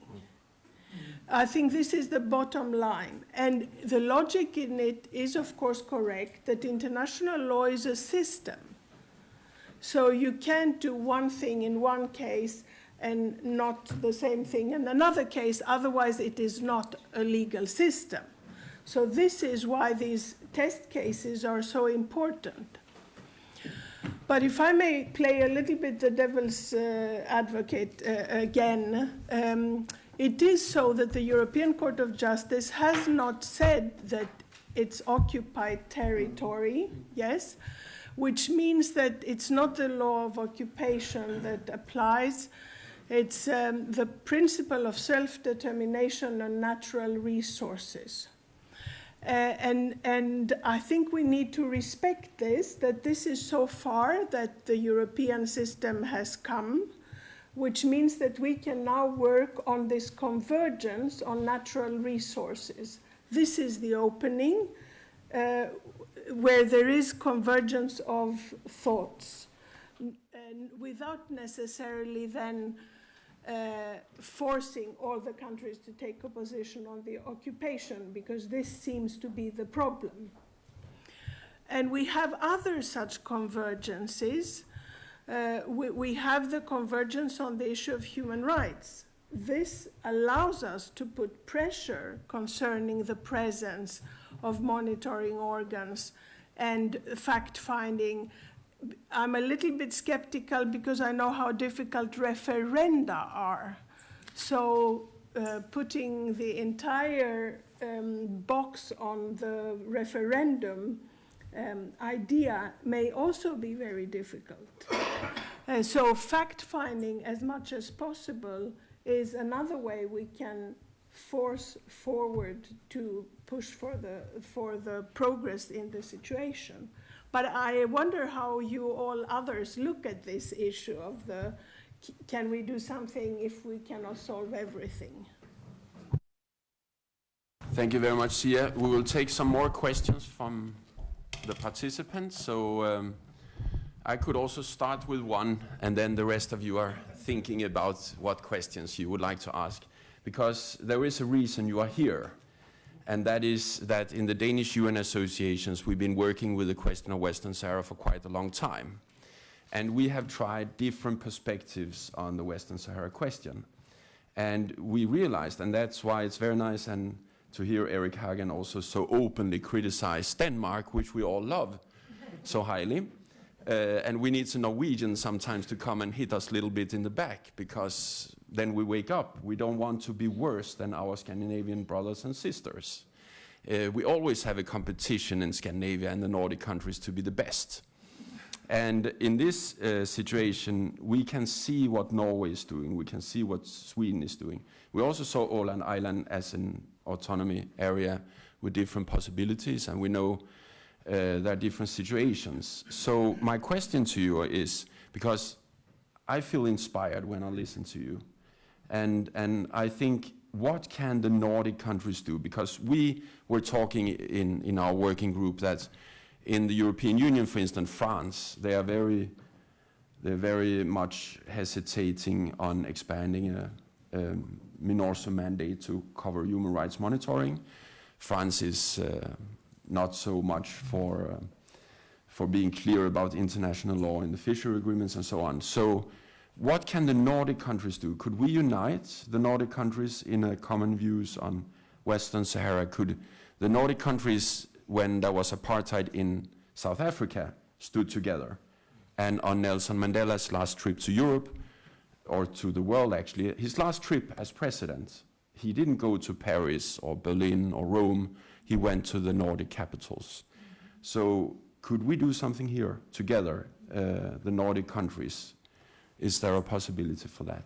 Perhaps that is a question. And we can take some others if you want.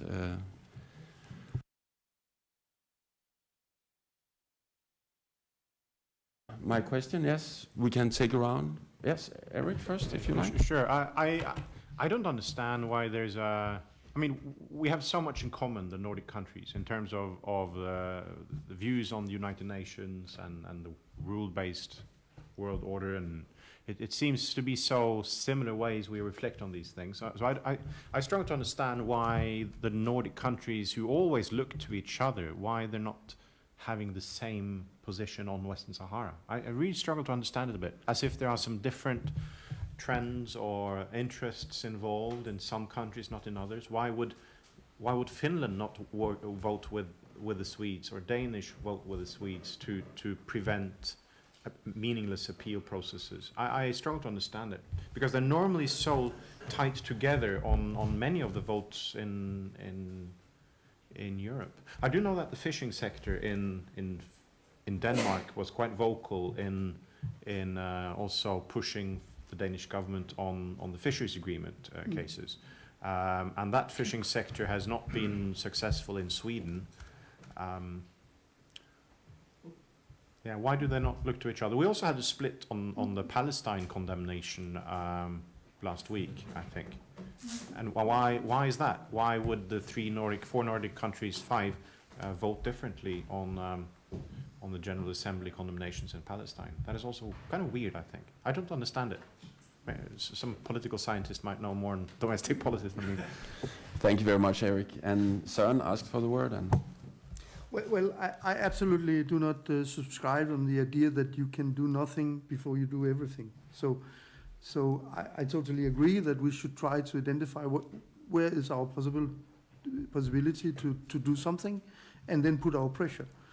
But I also have the idea that we should try to understand what's behind, and what's the real problem, and what the obstacle is. Because if we don't understand the obstacles, of course we can have a lot of campaigns, and we can have a lot of hopes, but if we are not understanding exactly what the problem is, then perhaps it will be in vain. To be honest, the Danish position is about immigration policy. Like Turkey. It's about immigration policy. That's the reason. I mean, the reason why the different governments for the last many years have had this line on Western Sahara and have hesitated to do even what they said is because they are very, very afraid that refugees will come over Morocco to Spain, up through Spain, or from Morocco to other countries, or from Africa as a whole. And therefore the idea from the Danish government, backed by the EU, has been to block for that risk. And in order to block that risk, you have to cooperate with the regimes in the Maghreb area, the northern Africa. You have to cooperate with them, whatever they are. Whatever, how authoritarian, dictatorship, it doesn't matter. And if you are in doubt about that, our cooperation with Libya. I mean, we are working together with Libya. We are working together from the EU side with warlords in order to prevent refugees coming here, as we were working together with Saddam Hussein, with Erdogan, in order, and gave him all kinds of equipment and money in order to keep away the refugees from Syria. And that's also what is going on. I remember when there was a revolution in Tunisia, which was a hope, the Arabic Spring. The EU sent some people to Tunisia in order to discuss with them. And they said, we will give you a lot of money on one precondition. You stop the refugees coming through Tunisia. That was the first. It was not number 2, number 2, number 5. It was the first demand. Stop the refugees, then you will get money. It was not good you have made a revolution. Good that you have kicked out the old dictatorship. We want to help you build up something. No, that was not the reply. The reply was, you can have some money if you keep away the refugees. And therefore, I think the Danish perspective, I don't know about Sweden, and it's different with Norway, but I don't know about the new Swedish government, but I think that's one of the reasons why we have ended up in this situation. Thank you, Søren. Sia? Perhaps if we recall what the very start your MP that opened the meeting was discussing about the Nordic convention that is under discussion. And of course what we have seen is that most of the coordination until now has been in the defense military side in Nordic cooperation. And of course, if there is going to be an amendment of the agreement, then it should be clear that this amendment should also include concrete coordination in diplomacy and in international law and in proactive peace building. We have seen in the Nordic countries even a competitive approach to peace building, where coordination has been rather poor between the limited resources that have been available. So I think there is a lot of space to do that. I would not speculate too much about the Finnish positions, but I think that for the Finnish thinking, a core issue is keeping the European Union united, not to create cleavages within the European Union. So the European integration project is kind of the paramount thinking, but this is really a speculation. Thank you very much, Sia. And now it's the time for questions here, if there are any more. And take care, it's the last chance. Yes, it's the last chance. But in case there are not any more questions, then I want to ask the three of you if you want some final remarks. Yeah, please, son. Just one. I think we have discussed this question of Western Sahara primarily in the Committee of European Affairs, because it's where we have discussed it in Denmark. And I will say the argument for the position of the official Danish position have been very weak. And even, meetings have been, stopped and the ministers had to go back in order to get new arguments and things like that. Because this case about Western Sahara is such a clear case where injustice is happening. And therefore, I think that we have actually a possibility to change things here if we build up the pressure. But we also have to build up a pressure. It will not be from goodwill or alone from court cases. It will come because there is a pressure. And if this conference can be a part of building up this pressure, I think it's very useful to have. Thank you. Thank you very much, son. Eric, yes? Maybe just final reflection on this core idea of international law being in conflict with the realpolitik and the need to be in close relationship to Morocco. Morocco is a close ally of Europe. It is where it is. It's always going to be located where it is. And we also always have to treat Morocco as a good neighbor. We always have to relate to immigration going through Morocco. So that is a fact, right? And the question is, how do we relate to that while also being clear on international law? Is it possible to do both? Can we both be a good neighbor? I mean, we're not really asking on sanctions to Morocco, right? We're just asking that the occupation ends, right? Which is apparently difficult. The problem with the countries of Europe is that migration is a national issue. It's not really treated as a European issue. Every country is blackmailed bilaterally, one by one, from the Moroccan government. First it's Swedish, and then it's the Germans, and then it's the Spanish, and then they all have to sit alone while Morocco is pouring in migrants. So they're all dealing with this bilaterally. And I think what we need is a common European approach, where the principles are clear. Okay, we are bound by the Court of Justice. There is a limit to what we can do. We want to have a good relationship with Morocco, but it stops there. We cannot do it in Western Sahara. We need a peace process in line with self-determination. It shouldn't be that difficult, that there's a common European position on it, instead of leaving every country nationally to be blackmailed one by one. It's it's kind of frustrating to observe. So when the ruling comes, now, let's say June, May, We need a clear statement from the Danish government before the ruling comes, an expectation that the ruling will be respected. That's my message for this meeting. We need to make initiatives vis-à-vis the government to address the Commission in time before, when the statement comes the day after the ruling. There's already pressure on the Commission to have a clear statement. Next year is going to be a complicated year because of the parliamentary elections. Everything will be a bit confusing, who's running the place. So we need to be clear early on. Thank you. Thank you very much. Erik, Sia? I think my last reflection, it's more a reflection than any conclusion, is that we have problems of content of court in all our countries, also domestically. And that the problem of content of court can be discussed at the principal level, because we have questions upwards as the European Court of Justice or the International Court of Justice.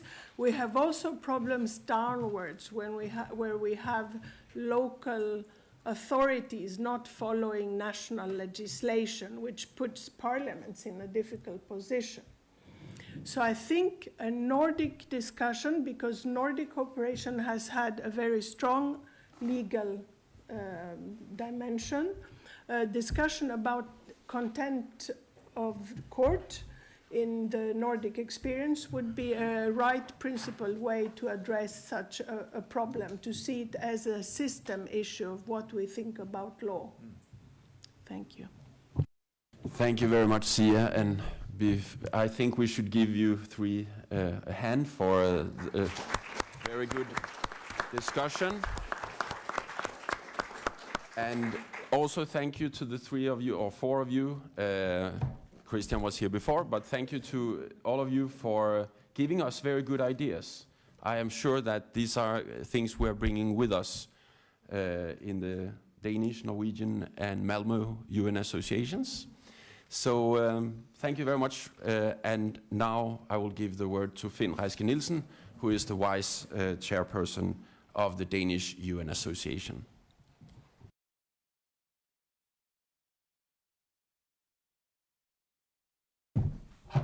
I've not changed my identity yet.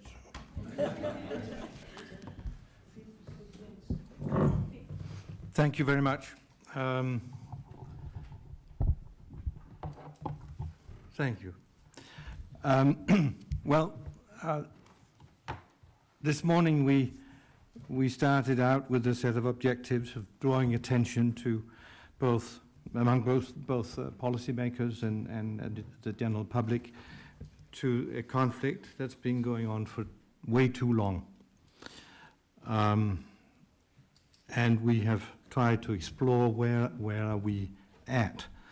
The conflict of Western Sahara is unfortunately one of those conflicts that's received very little international attention for a variety of reasons, despite the suffering that it causes, and despite the dangerous potential for it to spread across at least parts of the North African region. I'll say a little bit more about that later.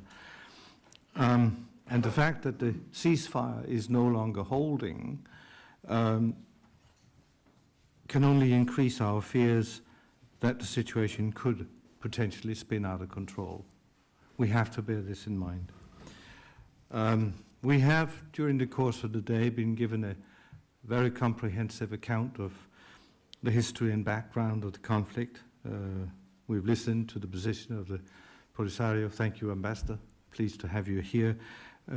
As has been mentioned earlier, we had also hoped that the government of Morocco would be present. We had a number of negotiations through the embassy here, but unfortunately it was not possible. We've also benefited from the insights of some very knowledgeable speakers regarding possible solutions, including from one of the former personal envoys of the Secretary General, Ambassador Christopher Ross. I hope he's not right, because I think his main message was there's no solution because Morocco is not willing to budge. I hope he's not right. We've had some very interesting presentations also by the panel members here. So I have absolutely no doubt that we are, all of us, much better informed about the situation in that part of the world than we were at 11 o'clock this morning. And let me say that people's right to self-determination is not in doubt. It cannot be. It is enshrined in the Charter of the United Nations, and the UN itself. Those of you who studied the history of the United Nations, you know that the UN has, since its inception, been a critical player in supporting the decolonization process across the globe. But as we also know, and sometimes we forget this, there are still some non-self-governing territories, and the largest of those, of course, is Western Sahara. I think I'd like to note that it is encouraging that the United Nations continues to play a critical role in Western Sahara, both through its peacekeeping mission, MINURSO, and through the important work of the special envoys, and the current one, of course, is Mr. Stefan Misturi. And I would also like to draw attention to the fact that only a couple of weeks ago, the UN Security Council met and passed a resolution that expressed the Council's full support for the Secretary General and his personal envoy to facilitate negotiations to find a solution to the conflict. And at the same time, of course, the Council extended the mandate of MINURSO for another year. I think this positive outcome, even though it was a repetition of what's been happening annually for the past many years, it was noteworthy given the current geopolitical situation that otherwise often paralyzes the Security Council. Nevertheless, we have a very long way to go, and I have no doubt that diplomatic efforts need to be redoubled. I was a little worried listening to Ambassador Ross when he basically said, it's not possible. I'd like to think it is possible, because in the end, a political solution has to be found. And here I found your ideas about approaching things perhaps in a slightly different way, trying to break down the conflict into its various elements and see where progress could perhaps be made, were very interesting. I also note that following the Security Council adoption of the latest resolution on Western Sahara, both the Ambassador of the United States and the Ambassador of France referred to the Moroccan autonomy plan as a possible approach to finding a durable solution based on compromise. And I emphasize the last words, based on compromise. I don't know if the two ambassadors did that, but I just did. Now, as Sia Åkermark has pointed out, it's not only paradise that comes in different shapes and forms. Self-determination also comes in different shapes and forms through various degrees of, from full independence through various degrees of cultural, political, and economic autonomy, with or without different types of guarantees. Obviously, it's not for me to say what the right solution is. That's entirely up to the parties concerned.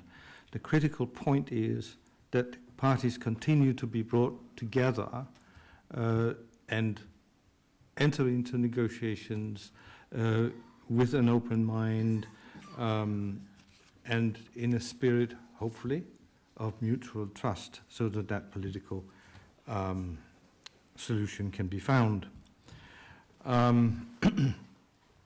Now, what do we do now? I've tried to pick out a few things from the discussions that have taken place today. The Nordic countries, or at least some of them, looking at your remarks. But generally speaking, we can say that the Nordic countries have historically played a key role in helping to bring about peace in conflict areas in different parts of the world. Norway and Sweden have perhaps been somewhat more active in this area than some of the other Nordic countries. All the more power to you. But one could imagine that the Nordic countries could indeed work together more closely on finding a solution to the Western Sahara conflict. And here I note, of course, that in a few months' time, it is likely that the UN General Assembly is going to elect Denmark to a 2-year term on the UN Security Council in 2025 and 2026. Having listened to some of you, in particular Søren Søndergaard, I say, well, whether the Danish government likes it or not, it will have to relate to the issue of Western Sahara, because much as I would hope it would be otherwise, I would venture to suggest that Western Sahara will still be on the agenda of the Security Council in 2025 and 2026. And here may well be an opportunity for the Nordics to come together. They normally do. When one of the Nordic countries sit on the Security Council, there is extensive collaboration amongst all of them. And one could imagine that this would be an opportunity for the Nordics to consult with Denmark as the members to be of the Council during that period. And here I do note that Denmark historically has had a firm commitment to the rights of indigenous peoples. That is part of Danish policy, has been for many, many years. So why would Western Sahara be any different?